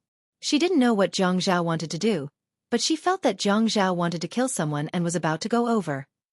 Zhang Zhao bent his long leg and slammed it forcefully into Ouyang Yan's abdomen. Other than Ouyang Yan's painful screams, no one in the room could be heard. Yi Er suddenly covered her mouth. Her eyes widened in shock and she didn't even dare to scream. Xia Qian was so frightened that she burrowed into Xiaoya's arms to hide. Zhang Zhao's eyes were almost bloodshot, but he was like a calm madman. He looked at Ouyang Yen, whose face had already turned pale, and said fiercely, "When the baby comes out later, I'll take it for a DNA test. If it's mine, Zhang Zhao, you can use it as evidence and sue me for raping you. You can even send me to prison." As he said this, he lifted his long leg again and slammed it against Ouyang Yan's abdomen. Ouyang Yen felt a piercing pain in her lower abdomen. She saw that the man was actually looking at her with a calm gaze. He was so focused on her, but he was so cold, as if he was looking at a stranger. Yi Er's hand, which was supporting herself on the table, started to tremble. A woman's strength couldn't be compared to a man's. The last time she had hit Ouyang Yen, she had only hit her face. But Zhang Zhao was different. His coldness was slowly entwined with a murderous aura. It wasn't as if Yi Er had never angered Jiang Zhao before. She knew that he had such a side to him.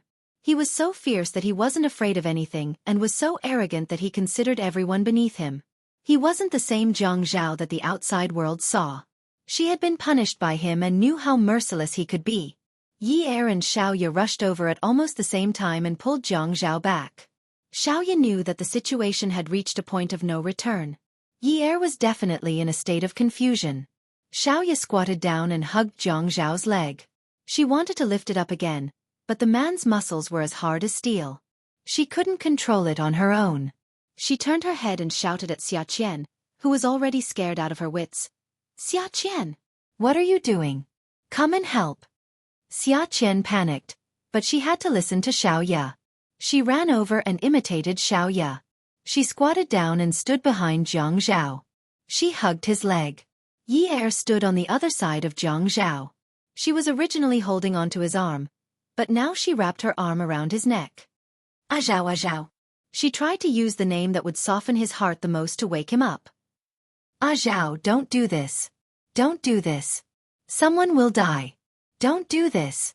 At this moment, Jiang Zhao was like an out-of-control beast in Yi Er's eyes. He wouldn't listen to any advice. He was a beast that wanted to achieve his own goals. He wanted to get rid of the people who were invading his territory. Zhao, someone will die. Yi Er was so scared that she kept repeating herself. Not to mention that Ouyang Yan was pregnant. Even if she was a normal woman, how could she stand being treated with such force by a man? Jiang Zhao was still holding onto Ouyang Yan's shoulder. He said coldly, "Is your stomach starting to hurt? Is there anything that is leaking out? If it does, I'll get a forensic doctor to come over and examine it." Yi Er's lips were trembling. She felt her entire body turn cold. She knew that Ouyang Yan must be feeling cold as well. Ouyang Yan's lips started to turn pale. Beads of sweat formed on her forehead. Her tears had been flowing for a long time, but they didn't move the man. She gritted her teeth and said hatefully, "Jiang Zhao. You. Beast." Jiang Zhao's gaze was cold. "Yes, I'm a beast. Is there anything leaking out?" As he spoke, his legs started to struggle again. Xiaoya and Xia Qian were girls after all. Even though they were using all their strength, they still felt that fighting against this man was simply courting death. Xiaoya and Xia Qian wrapped their arms around Jiang Zhao's leg. They used one hand to hold onto their other wrist tightly. Their wrists were red and painful from the pulling. Xiaoya looked up. "Yeah. Hurry up and call an ambulance. There's the smell of blood. Hurry." After Yi Er came back to her senses, she suddenly let go of Jiang Zhao. She staggered to the desk and started to dial 120. Jiang Zhao smiled. "Very good, it's leaking out." He loosened his grip on Ouyang Yan's shoulder. His shoulders drooped weakly. It was as if he had used up all his strength just now. At this moment, he couldn't muster up any strength. Xiaoya realized that something was amiss. She immediately stood up and called out to Xia Qian, "Qian, don't stand behind him. Be careful not to crush you." Jiang Zhao rubbed his forehead, his shoulders drooped, and his eyes wandered around. When he saw the sofa, he walked over weakly and sat down. He leaned back, raised his head and said softly, "Very good. Get someone to appraise it." Xia Qian was so frightened by Jiang Zhao that she didn't say a word. It was as if she had lost the ability to speak. Even though Xiaoya had been through a lot, she turned around to support Ouyang Yan. "Let me help you over to the sofa. The ambulance will be here soon." Ouyang Yan clutched his stomach and stared at Xiaoya with hatred. "You will all suffer retribution." Xiaoya didn't argue. "Yes, you're right. We will all suffer retribution. Don't get agitated." Jiang Zhao sat on the sofa without saying a word. He just leaned back with his head tilted up and his eyes closed. He seemed to be resting and ignored everyone. Yi Er didn't dare to leave. Xiaoya and Xia Qian took Ouyang Yan to the hospital. Ouyang Yan had a dilation and was transferred to the ward. Xiaoya gave the doctor a red packet and took the embryo sac. She also bribed the doctor to keep it and get the DNA report done. Xia Qian didn't understand. "Sis, if this embryo sac has nothing to do with Jiang Zhao, then if this woman sues Jiang Zhao, will Jiang Zhao's responsibility be lighter? In Xia Qian's eyes, this was a legal society. Jiang Zhao's actions were already considered intentional harm. He used violence to cause a pregnant woman to miscarry. This was no longer a simple dispute as simple as a slap to the face. Xiaoya thought about the people coming and going, the women going in and out of the surgeries, and she felt a little emotional. Women did not know how to protect themselves. It was the biggest mistake to have a child with a man who did not love them. After getting pregnant, they came to be a prostitute and scolded the man for being irresponsible. Had they reflected on themselves and realized that they did not love themselves enough? Wouldn't Ouyang Yan be even more foolish? Sis. Xia Qian looked at Xiaoya, who was in a daze, and called out again. Qian, remember this. When you have a boyfriend in the future, the first thing you need to do is not to learn how to love him, but to learn how to prevent pregnancy. Sis, you're so annoying. Xia Qian didn't have a boyfriend yet. When Xiaoya said this, she couldn't help but feel uncomfortable and embarrassed. A powerful novel. Xinwu 799. You're tuning in to the Xiaofan's Wuxia Tales YouTube channel. Don't forget to subscribe and join us on this journey to catch the most captivating stories.